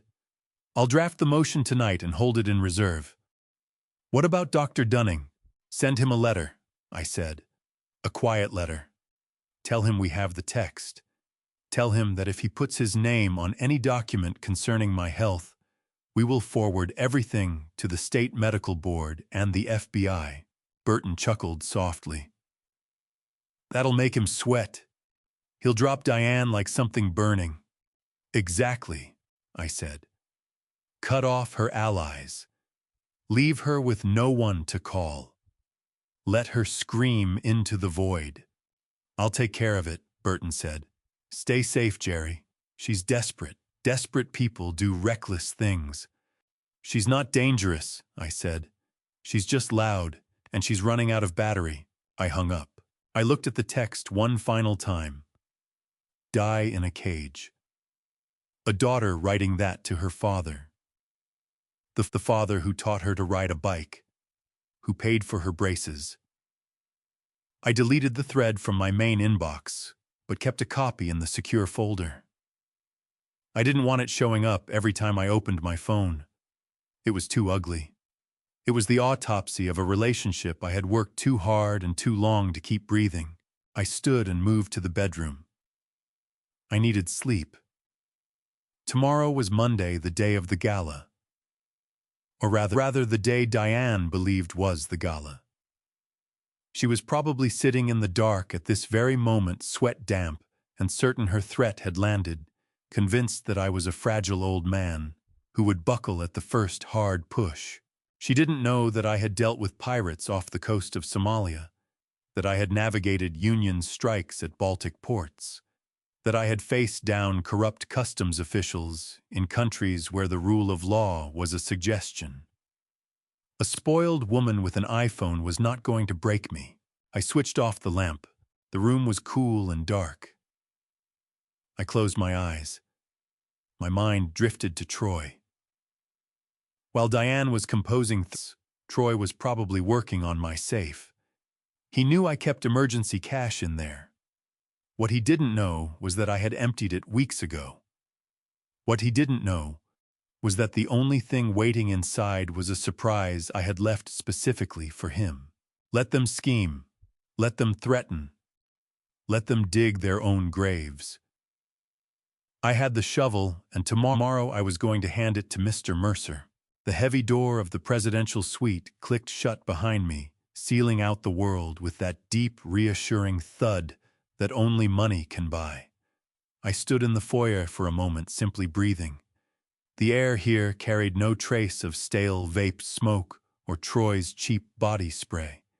It smelled of fresh orchids and lemon polish. It smelled of silence. For the first time in 10 years, I didn't have to worry about walking too heavily or nudging the television volume up a notch. I was 71 years old, and I had just fled my own home like a teenager, except instead of a backpack, I had a platinum credit card and a plan that would bring my ungrateful family to their knees. I walked into the bedroom. The sheets were Egyptian cotton thread count higher than Troy's IQ. I settled on the edge of the bed and looked at the digital clock. 2:14 in the morning. Back at the house, if I wandered into the kitchen at this hour, Diane would come storming out of her room screaming about her disrupted sleep cycle. She'd lecture me about the electricity cost of opening the refrigerator. She would treat me like a senile old man drifting the hallways. I picked up the bedside telephone and pressed the button for in-room dining. A warm voice answered immediately. "Good morning, Mr. Whitaker. How may we serve you?" "I'd like a Wagyu beef burger," I said. "Medium rare truffle fries, a bottle of the 1994 vintage Cabernet, and a slice of cheesecake." "Certainly, sir. Anything else?" "That will do it." I hung up. The bill would run past $300 for a midnight snack. Diane would have a breakdown if she knew. The thought made me smile. For a decade, I had scrutinized every dollar I spent on myself wearing shirts, until the collars frayed driving my car, until the engine rattled, all to build up my grandson's college fund and prop up my daughter's lifestyle. I had denied myself everything so they could have everything. And they told me to shut up. They told me I was a spare part. Half an hour later, I sat by the floor-to-ceiling window, eating the finest burger I had ever tasted, washing it down with wine that cost more than Troy's weekly contribution to society. I looked at the city lights spread below. Somewhere out there in the dark, my daughter was asleep in a master bedroom she hadn't paid for, dreaming of a gala she couldn't afford. She fancied herself the queen of the manor. She had no idea the castle was built on sand, and I had just knocked out the foundation. I wiped my mouth with a linen napkin and picked up my cell phone. I dialed Burton. I knew he'd be up. Burton Crane sleeps 3 hours a night and spends the rest of the time working out how to legally dismantle anyone who crosses him. He picked up on the first ring. "Status report, Jerry. I'm at the hotel," I said. "I just had room service. It tasted like victory." "Good," Burton said. "Now the assets. I have the freeze paperwork standing by. Do you want to give them a warning shot, or do you want to drop the guillotine?" "Drop it," I said.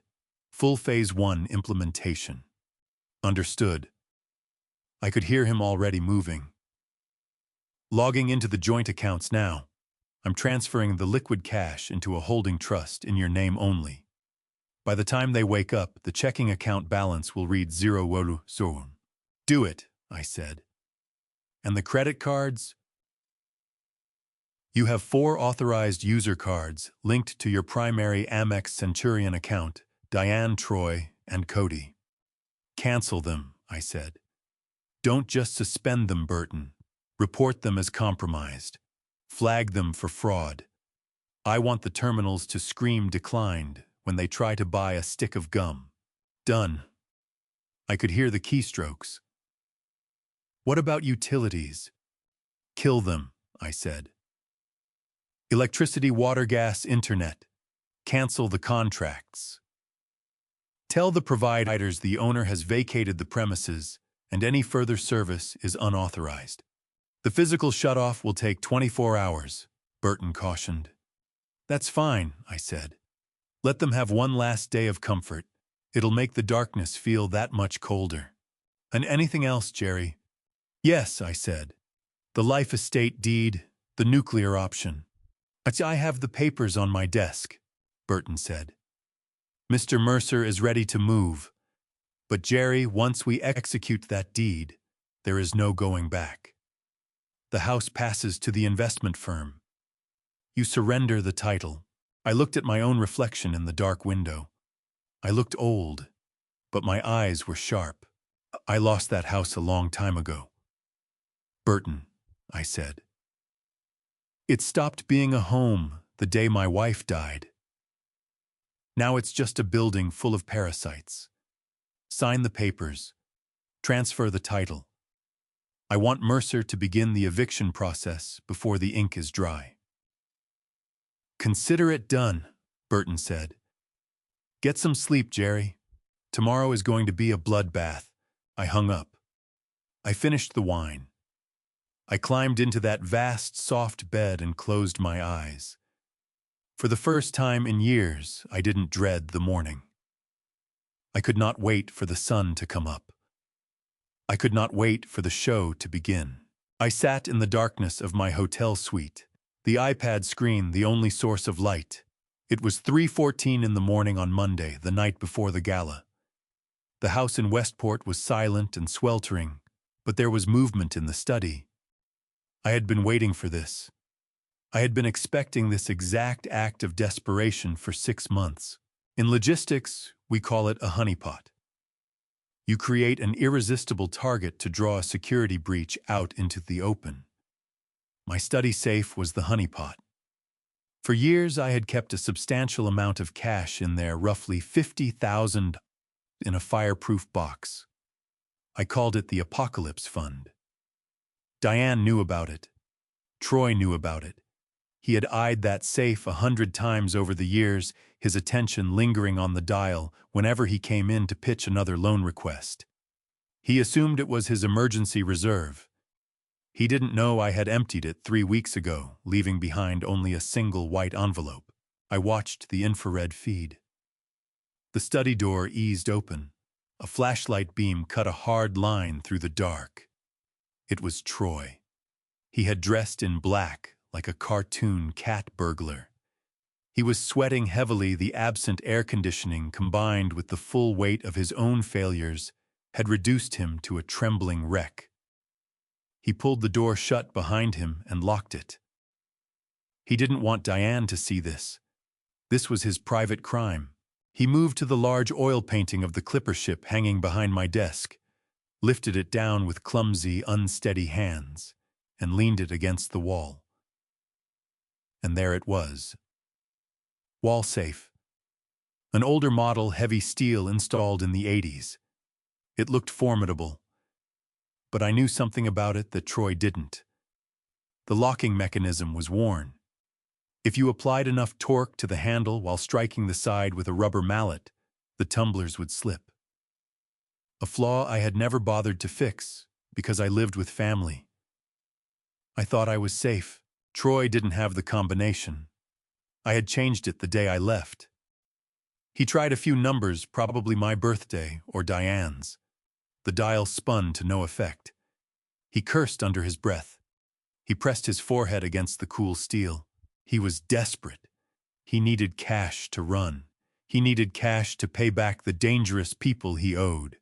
He reached into his pocket and pulled out a large flathead screwdriver and a small crowbar he must have grabbed from the garage. He wedged the screwdriver into the seam of the door and began to pry. I took a sip of water and watched him struggle, while he grunted and heaved against the safe. My mind settled on the number. $200,000. That was the figure. $200,000 drained from my self-directed IRA over the previous 18 months. I had noticed the discrepancy a year ago, small wire transfers to a shell company called Future Tech Solutions, LLC. 5,000 here, 10,000 there. Sloppy. Arrogant. I had traced the LLC registration. It was filed under the name of Troy's college roommate. I had the bank records. I had the IP addresses. I had everything. I could have confronted him the moment I found it. I could have called the police on the spot. But I waited. I wanted to see how far he would push it. I wanted to know if he would stop on his own. He didn't stop. He drained it dry. He stole my financial security to fund his vanity projects and his side arrangements. He stole the money I had set aside for his own son's future. On the screen, Troy was losing control. He had thrown his entire body weight onto the crowbar. The drywall around the safe was beginning to crack and crumble. He didn't care about the damage. He was an animal clawing toward the meat. With a sharp metallic pop, the locking bolt sheared.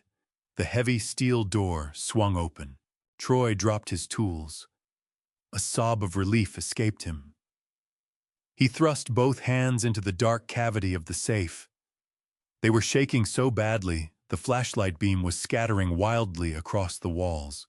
He expected stacks of $100 bills. He expected a way out. His hand came back with a single thin white envelope. He went still. He swept the flashlight beam through the safe's interior again. Empty.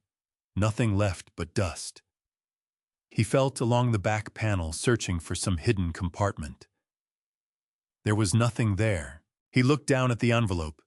His name was written across it in my handwriting. Troy. He ripped it open and drew out the single sheet inside. I knew precisely what it said. I had composed it on my vintage typewriter 2 weeks before. I know about Future Tech Solutions, LLC. I know about the $200,000 you wired out of the IRA. I have the bank records. I have the IP logs. I have the affidavit from your roommate. The FBI has been notified of wire fraud and elder financial abuse. They are waiting on my final call. Put the crowbar down, Troy. It is over. I watched him read it. I tracked his eyes, moving line by line.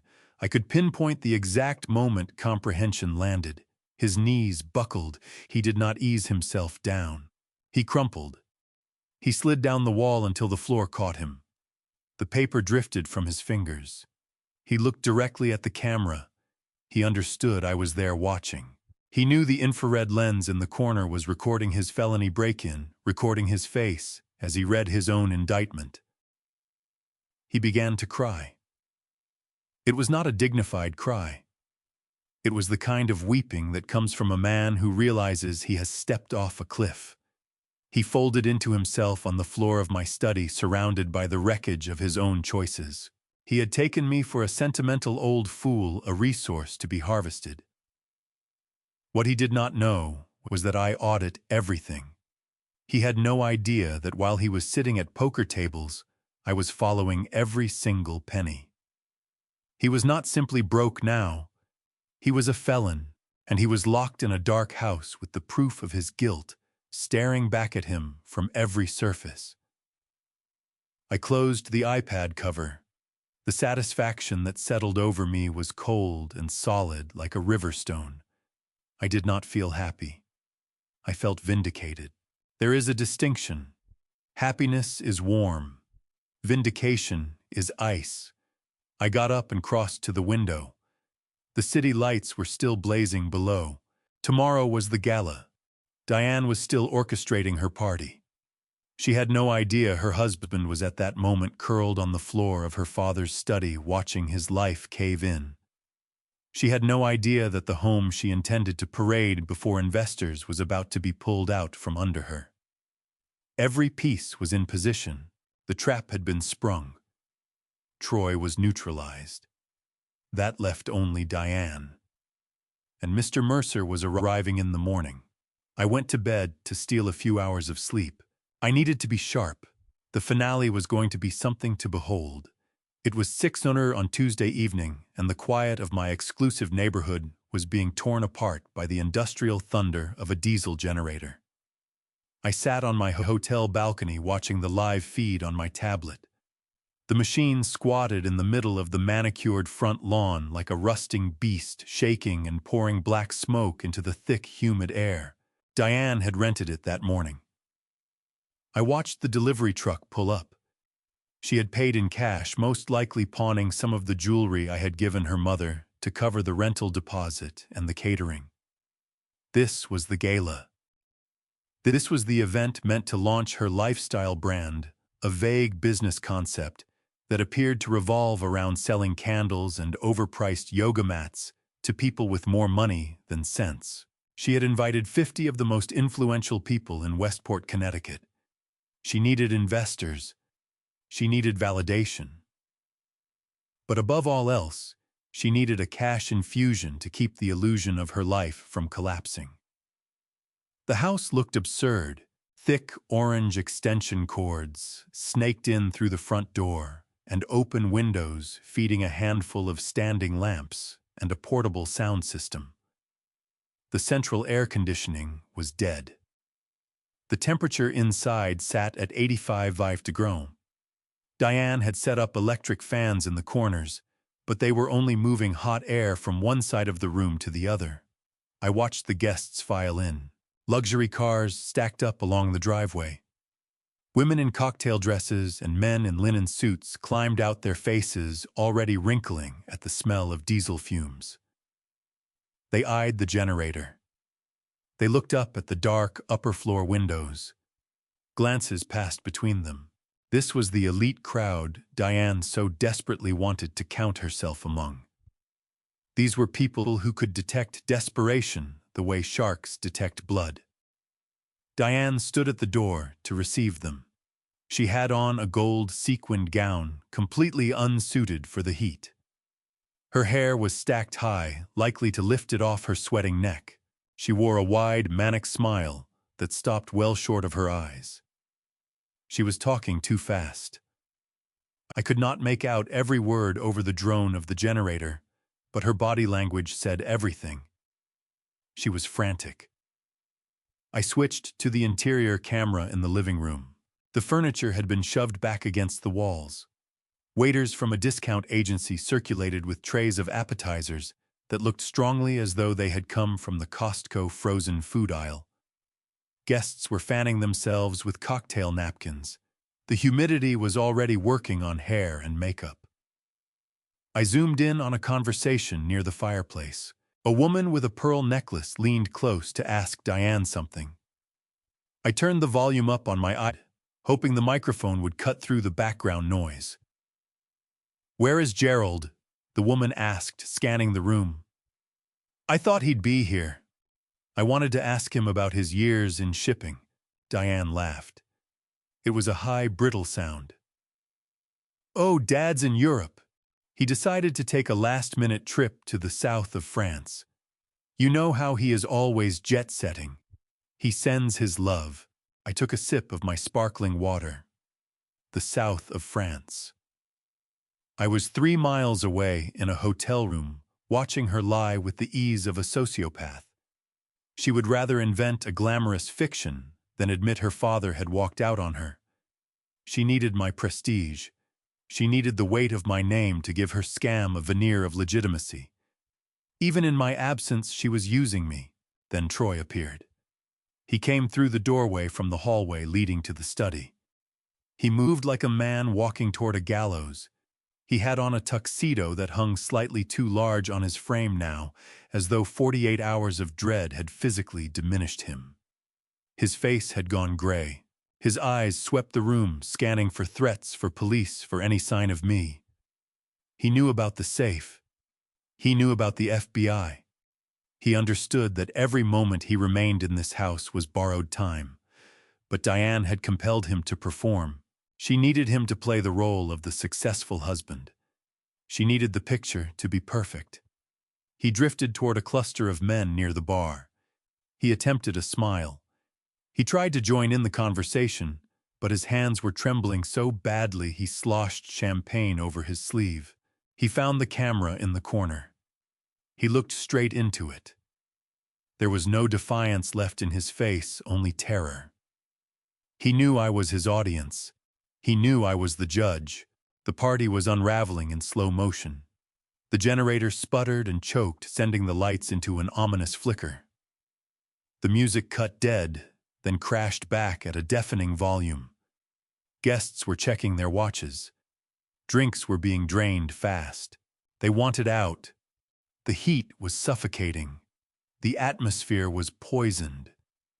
They knew something was badly wrong. They knew that money does not make this much noise. Diane tapped her glass with a spoon. She planted herself in the center of the room, visibly sweating in her gold gown.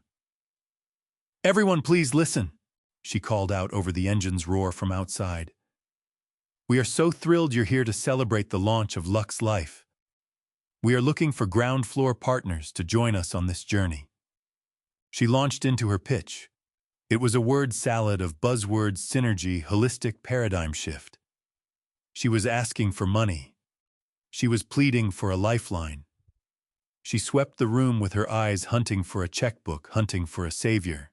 She did not know her time had already run out. I pulled my gaze from the screen and looked out the window. Far below on the street, I saw the flashing lights. Not one car, not two, a convoy. 4 police cruisers and 2 black SUVs were cutting silently through traffic, moving north toward the hills, moving toward my house. Mr. Mercer was punctual. He was a man of his word.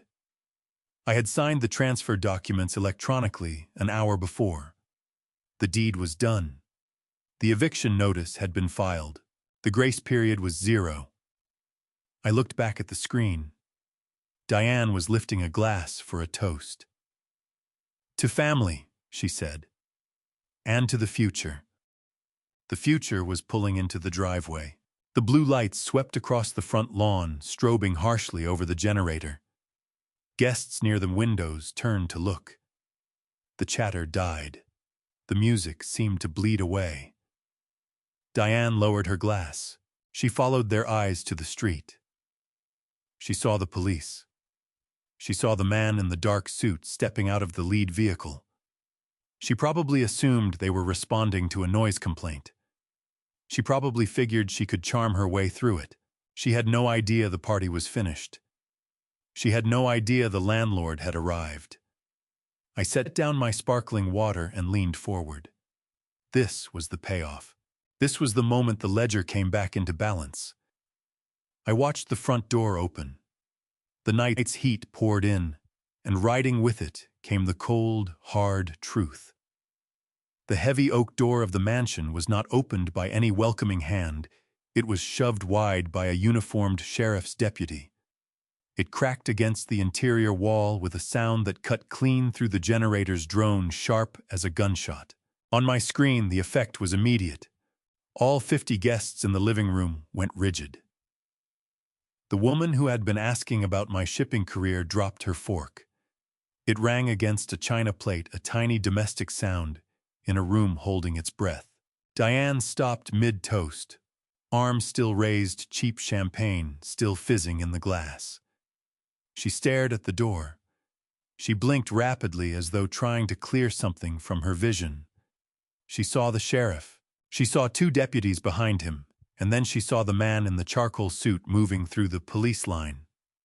It was Mr. Mercer. He looked precisely as a man who controls $300 million in real estate ought to look: bored, efficient, and entirely without compassion. He carried a black leather folio in his left hand. Behind him, 6 men in gray coveralls waited on the porch. They wore gloves. They had packing crates. They were the cleanup crew. Diane lowered her glass. She pressed a smile onto her face, a mask of terror and denial fighting each other for space. She walked toward the sheriff gold sequins, catching the harsh work lights she had arranged. "Officer," she said, her voice already climbing in pitch. "Thank goodness you're here. The neighbors have been after us about the generator noise. We have a permit for it. My husband was just about to switch it off." The sheriff did not smile. He did not remove his hat. He looked at Diane with the worn expression of a man who has witnessed every shade of delusion his county can produce. "Mrs. Whitaker," he said, "we are not here for a noise complaint. We are here to effectuate a transfer of property possession and to assist in a civil eviction." Diane laughed. It came out wet and strangled. "Eviction? That is absurd. My father owns this house. He is in Europe. You have made an error." The sheriff stepped back. Mr. Mercer stepped forward.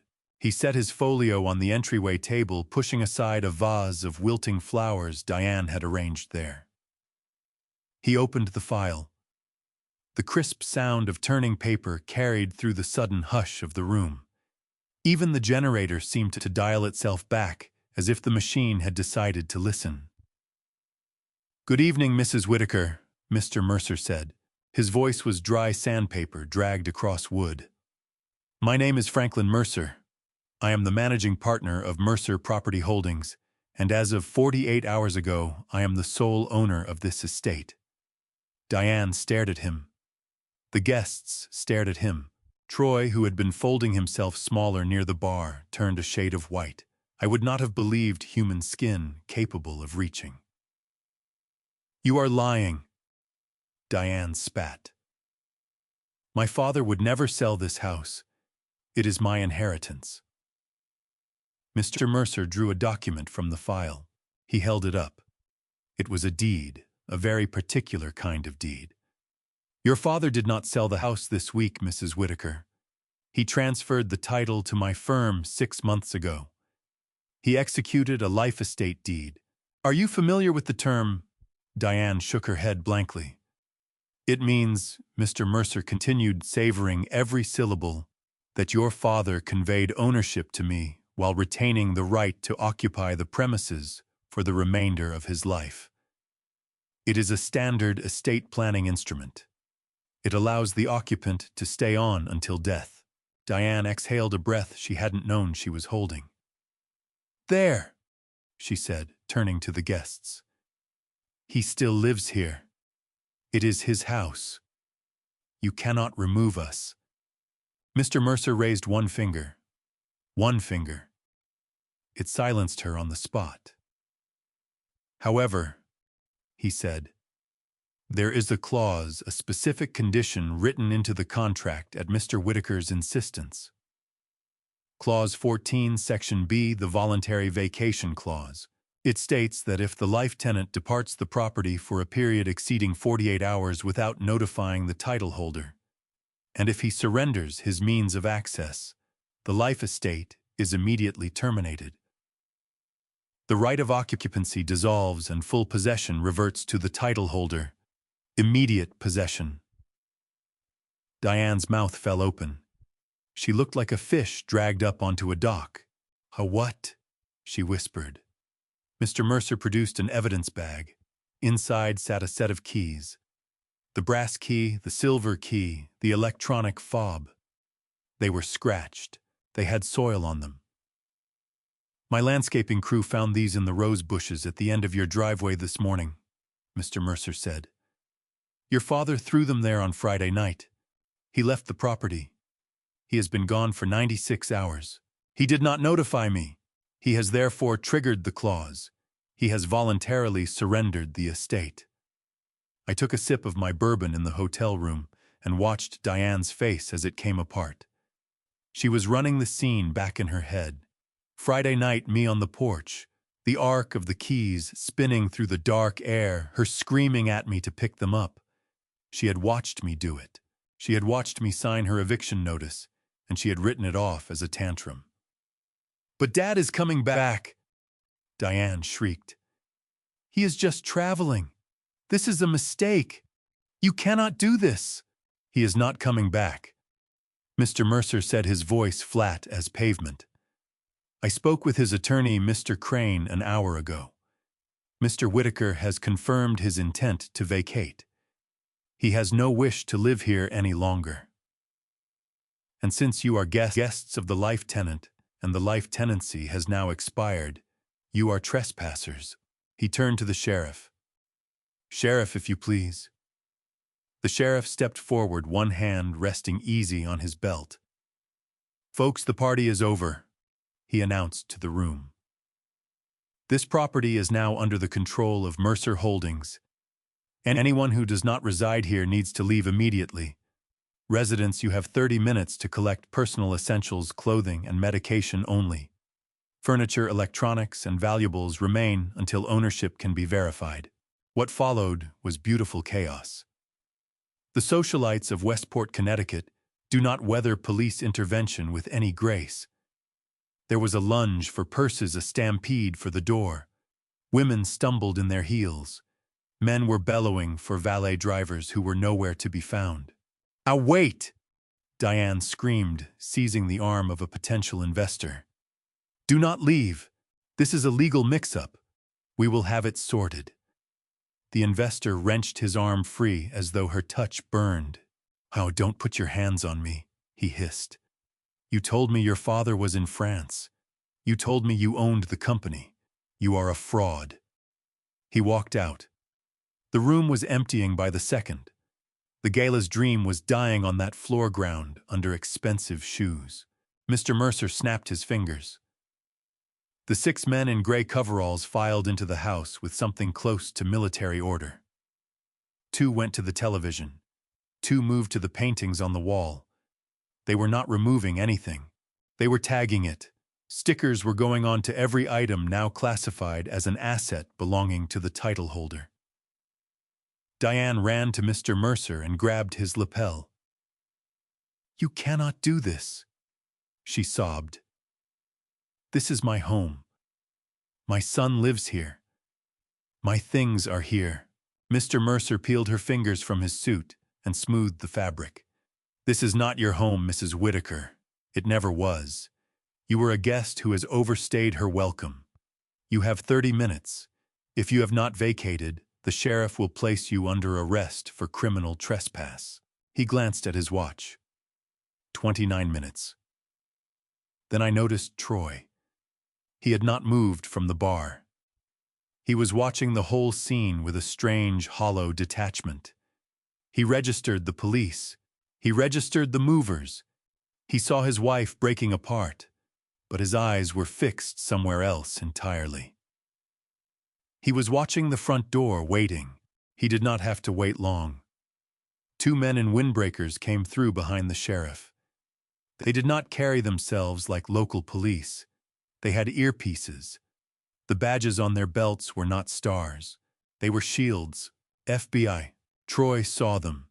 His legs quit. He sagged against the bar, sending a tower of champagne glasses over the edge. The crash was deafening. The agents walked straight toward him. No running, no shouting. They already knew he had nowhere to go. "Troy Colburn," one of them said. Troy nodded slowly. He held out both hands before they even asked. He didn't wait for the order. He wanted to be taken out of there. He wanted to be anywhere on earth except in that house standing beside his wife and the wreckage of everything she'd built. They cuffed him. They led him past Diane, who was too busy shrieking at a mover for touching her vase to notice that her husband was being walked out in federal custody. I watched every second of it. The screen of my iPad was a window into a ruin I had engineered. The house was being stripped bare. The guests were pouring out the doors. The family was being dismantled one piece at a time. Diane stood alone in the center of the living room. Outside, the generator finally ran dry. It coughed and died. The lights running off the extension cords flickered and went dark. The room dropped into blackness, broken only by the beams of the deputies' flashlights and the cold blue strobe of the cruisers pulsing through the windows. Diane turned slowly in the dark, empty room. She looked at the camera. "Dad," she whispered into the void. "Sure, Dad, help me." I reached out and pressed the button on my screen. Connection terminated. I closed the app. The show was over. The curtain had come down. I had my answer. They never cared while I was there. They only cared once I was gone. And now I was gone for good. The darkness in the living room was total cut, only by the sharp beams of the deputies' flashlights sweeping the space like searchlights across a prison yard. Troy was gone, escorted out the back door in handcuffs by federal agents, leaving nothing behind but the hollow space where his smug arrogance used to live. Now every eye in the room was on Diane. She stood in the middle of the floor, her gold sequined dress catching the stuttering light and throwing it back in fragments like a disco ball hanging in a mausoleum. She was shaking not from cold, but from a fury so concentrated it seemed to vibrate through the screen. "This is illegal!" she shrieked, her voice splintering under the pressure. "You cannot throw me out! This is my house. My mother died in this house. It is my inheritance. It is my birthright. You are stealing from me." She lunged at Mr. Mercer, her hands bent into claws. A deputy stepped directly into her path, a solid wall of uniformed indifference. Diane bounced off him, lurching back on her heels. Mr. Mercer didn't flinch. He straightened his glasses and opened the black folio again. He withdrew a single sheet of paper. It was not a deed this time. It was a letter. A letter I had written 3 years earlier on the night Diane Whittaker demanded I put her name on the title. "Mrs. Whittaker?" Mr. Mercer said, his voice steady and dry in the hushed room. "There is no inheritance to claim because there is no estate to inherit. This document is a revocable license of occupancy signed by your father. Do you remember it?" Diane stared at the paper. Her eyes went wide. "It states clearly," Mr. Mercer went on reading by the beam of a deputy's torch, "that Diane Whittaker and her family are permitted to reside on the premises solely at the discretion of the owner, Gerald Whittaker. It specifies that no rent is charged, but in exchange the occupants agree that they hold no tenancy rights, no equity interest, and no claim to the title. It further states that this license may be revoked at any time without cause." He lowered the paper. "Your father did not merely sell the house, Mrs. Whittaker. He clarified your legal status years ago. You were never the owner. You were never the heir apparent. You were a charity case a guest kept on out of blood, not law. And tonight, the charity has ended." Diane shook her head in fast, violent jerks. "No," she whispered. "No, he wouldn't do that. He promised me. He said all of this was for me. He promised you a home," Mr. Mercer said, cutting across her. "He did not promise you a kingdom, and you repaid his generosity by telling him to be quiet at his own dinner table. You repaid him by trying to have him committed to a psychiatric facility. You broke the contract, Mrs. Whittaker, moral and legal." He turned to the sheriff. "Sheriff, please clear the building. We need to secure the assets." The sheriff nodded. He turned toward the cluster of guests still pressed near the foyer, clutching their designer bags and watching the collapse with the wide, hungry eyes of bystanders at a wreck. These were the people Diane had worked so hard to impress, the socialites, the influencers, the ones whose approval she needed like oxygen. Now they were witnesses to her total undoing. "All right, folks," the sheriff called out. "Party's over. Everybody out. This is now a foreclosure site and an active scene. Go home." The exodus was not graceful. There were no farewells. Nobody paused to offer Diane a word of comfort. They simply fled, eager to put distance between themselves and the smell of failure. As they shuffled past her, the high-fidelity microphone on the security camera picked up their whispers. "Did you know she was living here for free? I heard her husband stole money. She told me she owned the whole company. What a fraud. I'm deleting her number." Diane stood there listening to her social standing evaporate in real time. She reached out and grabbed the arm of a woman she counted as her closest friend, a woman named Claudia who ran a boutique in town. "Claude, wait," Diane pleaded. "Can I stay with you tonight, just one night, until I get this sorted?" Claudia pulled her arm back, as if the touch burned her. She smoothed her dress and looked at Diane with eyes that had gone flat and cold. "I don't think so, Diane. I have a reputation to protect. And honestly, you still owe me for the gown you're wearing." She walked out, leaving Diane standing alone in the dark. "Ma'am," a deputy said, taking Diane's arm firmly. "It's time to leave." Diane locked her knees. "No, I am not going anywhere. You will have to drag me out. I am not walking through that door." Mr. Mercer let out a slow breath. He looked tired, like a man who simply wanted to go home to his own paid-off house. "Sheriff, remove the trespasser." 2 deputies moved in. They took hold of Diane by both arms. She screamed a high, piercing sound that pushed the speakers on my iPad right to the edge of distortion. She kicked. She thrashed.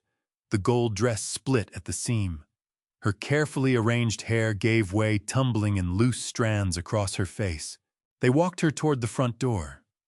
She dragged her heels along the hardwood, leaving scuff marks on the floor that someone would have to buff out later.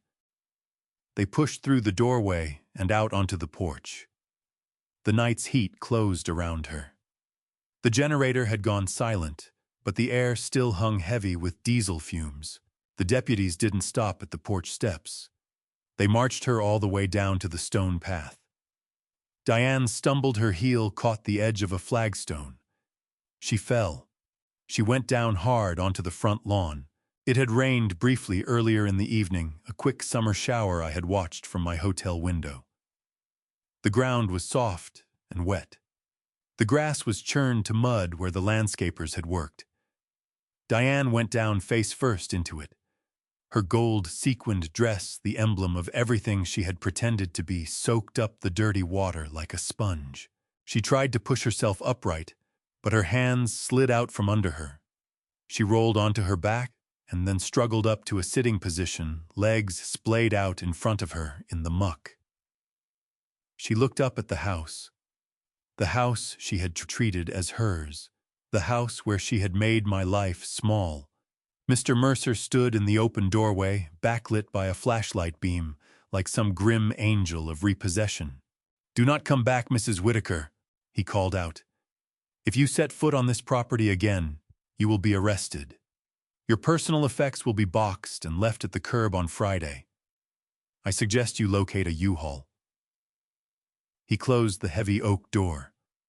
The click of the latch was clean and final, the period at the end of a very long sentence. Diane sat in the mud. The police cruisers were pulling away, their job done. The guests were long gone, their taillights swallowed by the dark. She was alone, truly alone, covered in dirt in the dark, with no money, no husband, and no home. She looked up at the security camera mounted above the garage. She knew I was watching. She knew I had built this moment brick by brick. She opened her mouth as if to scream, but nothing came out. She simply folded forward, pressing her muddy face into her muddy hands, and wept. It was not a cry for help. It was the sound of a reality check finally clearing. I watched for a moment longer. Then I reached out and closed the app. The screen went black. The show was over. I had my life back. I had my dignity back. And somewhere out there in the dark, Diane was finally learning the lesson I should have taught her 20 years ago. You cannot bite the hand that feeds you and then expect it to keep setting the table. 3 days after the lights went out in the mansion, I was seated at a table at the Harbor Lights Grill looking out over the Long Island Sound. The sun was going down, spreading a warm orange wash across the water. I was working through a crab cake sandwich and a glass of sparkling water. I felt different. The constant tightness across my chest, that low, grinding anxiety that had been my shadow for a decade, was gone. I felt light. I felt young. I caught my reflection in the bowl of a spoon. The lines on my face looked less carved. The hollows beneath my eyes had filled in. Freedom, it turns out, is the most effective anti-aging remedy money can buy. I spotted them coming up the pier before they noticed me. They looked like survivors from a failed reality show. Diane had on jeans and a wrinkled t-shirt. Her hair, ordinarily shellacked into perfect shape, was scraped back in a messy bun. No makeup. Her face was puffy red and blotchy. She looked a decade older than she had on Friday. Troy was trailing a few steps behind. He was not in a suit. He had on sweatpants and a hoodie despite the 70 degrees evening.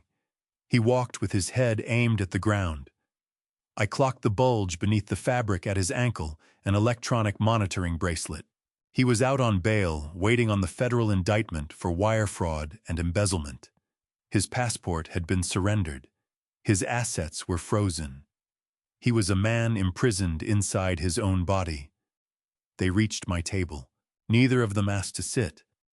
They just dropped into the empty chairs across from me. A waiter drifted over, looking uneasy, and I waved him off. "Hello, Diane," I said. "Hello, Troy. You both look exhausted." Diane fixed her eyes on me. They were loaded with hatred and confusion and a raw, terrifying desperation. "You destroyed us," she whispered. Her voice scraped rough. "We are homeless, Dad. We are in a Motel 6 off the highway. Cody won't return my calls. Troy is facing 20 years in federal prison. You destroyed everything." I took a bite of my crab cake sandwich. It was perfectly seasoned. "I didn't destroy anything, Diane," I said, chewing without hurry. "I simply stopped repairing what you broke. There is a meaningful difference." "You called the FBI," Troy said. He still hadn't lifted his eyes from the table. "You sent them the records. You sent the IP logs. You set me up." I folded my napkin and set it down. "I audited my own books, Troy. I found a discrepancy. I reported it to the proper authorities. That is not a setup, that is due diligence. You stole $200,000 from a man you referred to as a spare part. You assumed I was too old to catch it. You assumed I was too dim to trace a wire transfer. You were wrong." Diane brought her hand down on the table. It was a pale echo of the blow that had started this whole war on Friday night. "Stop it," she hissed. "Just stop. We understand. You made your point. You won. Now undo it. Drop the charges against Troy. Buy the house back from Mercer. We go back to how things were. I swear I'll be different. I swear we'll listen. Just please, Dad. I cannot live in a motel. I am your daughter." I looked at her. I looked past the surface and searched for something deeper, for a trace of the little girl who used to grip my hand tight when we crossed the street. I searched for the young woman who wept over a dead goldfish. I found nothing. What looked back at me was a calculator, a woman who measured love in square footage and credit card limits. I reached into the leather briefcase resting on the chair beside me and drew out a small black moleskin notebook. The corners were worn soft with age. I had carried it for 20 years. I slid it across the table. "What is this?" Diane asked, eyeing it like it was a bomb. "Open it," I said. She opened the book. Her eyes moved across the pages filled with my neat handwriting rows and columns of figures, dates, amounts. "Page 1, I said. "The year you turned 18. Tuition room and board, sorority dues, spring break trips, a brand new car because you didn't like the color of the used one I bought you.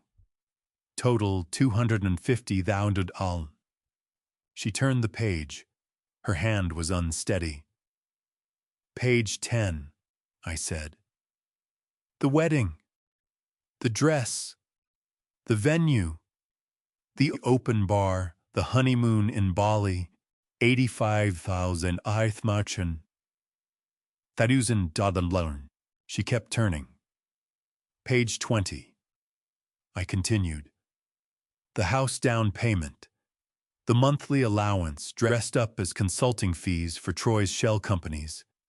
The credit card balances I cleared quietly so your credit score wouldn't suffer. Cody's private school tuition, the landscaper, the pool service, the groceries." I leaned forward.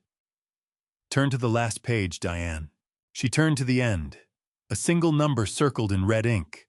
$402,000. I tapped the table.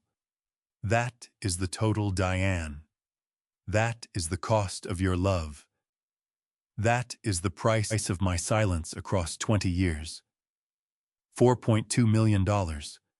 I paid for every meal you ate, every dress you wore, every mistake you made." Diane looked up.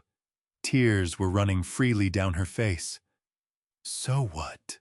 she sobbed. "You're wealthy. You can afford it. What does money even mean to you?" "It is not about the money," I said quietly. "It is about the return on investment. In business, when you pour capital into a venture, you expect growth. You expect some kind of profit, or at the very least, you expect gratitude."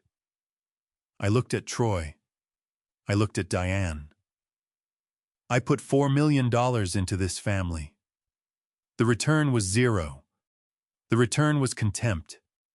The return was theft. The return was you telling me to be quiet at my own dinner table and scheming to lock me away. I closed the notebook and tucked it back into my briefcase.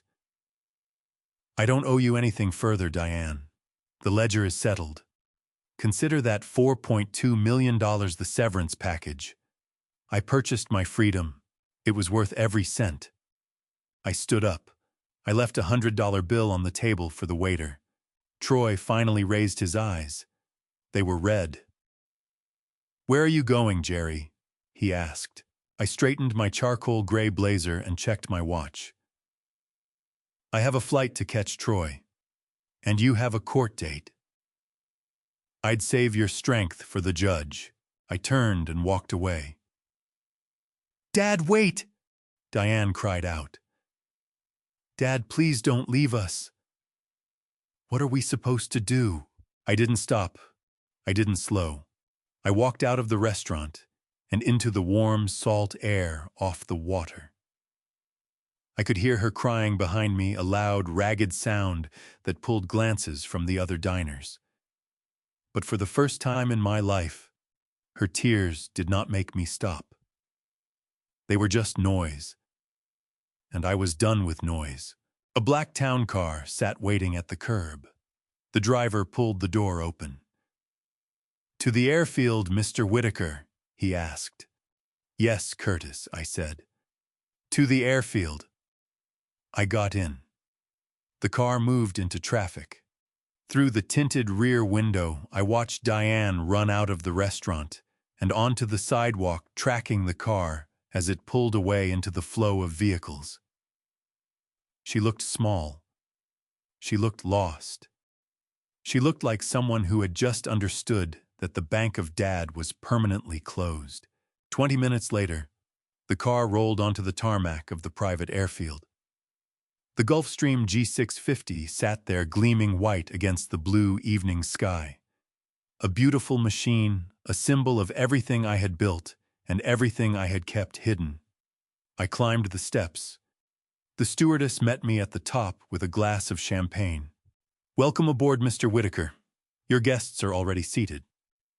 I stepped into the cabin. Settled in the plush leather seats were three men, Wendell, Clifford, and Hector. They were members of the investment club Diane had mocked for years. She called them the Senile Squad. She had no idea that between them, they commanded more capital than a small nation. They were my friends. They were men who understood the value of loyalty. "Jerry," Wendell said, raising his glass. "You made it." I smiled, a real one, full and unguarded. "I made it, Wendell. The baggage has been unloaded." I settled into the window seat. The engines wound up a deep, steady hum that moved through the floor beneath my feet. I opened the wood-paneled table in front of me and spread out a large vintage map of the world. The creases were soft with age. Evelyn and I had found it 40 years ago. We used to trace routes with our fingers across it, imagining all the places we'd go once I retired, before the cancer took her, before grief anchored me to that house. I laid my hand flat on the map. I traced the line east out across the Atlantic. "Where to first, Jerry?" Hector asked. I looked at the map. I found the spot Evelyn had circled in red ink so many years before. "Paris," I said. We were going to Paris. The plane began to taxi. I looked out the window as the ground started to slide past beneath us. The hangars blurred into shapes. The trees became green streaks. Then, with a deep surge of power, we lifted free. I watched the earth drop away below. I saw the highways. I saw the coastline. I saw the sprawling Connecticut suburbs fanning out in every direction. Somewhere down in that grid of neat little houses sat a mansion with no lights on. Somewhere down there, a woman was alone in the dark, beginning to understand what that meant. They say family is everything. They tell you blood is thicker than water. They tell you to lay yourself across the altar of your children's happiness. They are wrong. Respect is everything. Dignity is everything. Without respect, family is nothing more than a word, a biological accident, an empty noun that people wield to get what they want from you. I watched the clouds slide past the window. I was 71 years old. I had lost my wife. I had lost my daughter. But as the plane curved east toward the ocean, toward whatever came next, something became clear to me. I had found myself, and I liked the company. The stewardess came by and refilled my glass. "To new beginnings, Mr. Whitaker," she said. I lifted the glass. The bubbles caught the light and danced. "No," I murmured. "To the end of bad investments." I took a sip. It tasted like open sky. It tasted like the rest of my life. And that is where the story ends. Not with anger, not with a slammed door, but with a man at a window 30,000 feet in the air, holding a glass of champagne and finally breathing free. What it cost Gerald was considerable. 20 years. $4.2 million. A daughter he had hoped right up until the end might choose differently. The grief of that is real, and I won't pretend otherwise. But I believe God has a way of returning dignity to the people who hold on to it long enough, and Gerald held on. He didn't rage. He planned. He documented. He waited. And when the moment came, he didn't need to raise his voice. The work had already been done. Here is what I take from his story. First, generosity without boundaries is not love. It is a slow surrender. Know what you are giving and to whom, and never let gratitude become something the other person can simply opt out of. Second, when someone shows you who they are in writing, in a text, in an action, in a pattern of behavior, believe them the first time. Documentation is not paranoia. It is self-respect with receipts. Third, if you have been carrying people who treat your kindness as a resource to be mined, you are allowed to set the load down. Walking away is not abandonment. Sometimes it is the only honest thing left to do. Fourth, plan before you act. Gerald did not flip a table. He built an exit over 6 months quietly and carefully, and when the door opened, he walked through it with his head up. If this story moved, you leave a comment below and tell me what part hit you hardest. Share it with someone who needs to hear that it is never too late to reclaim your own life. And if you haven't already, please subscribe to Family Revenge Stories. There are more of these waiting for you. Thank you for spending this time with me. Until next time, take care of yourself, and don't let anyone call you a spare part.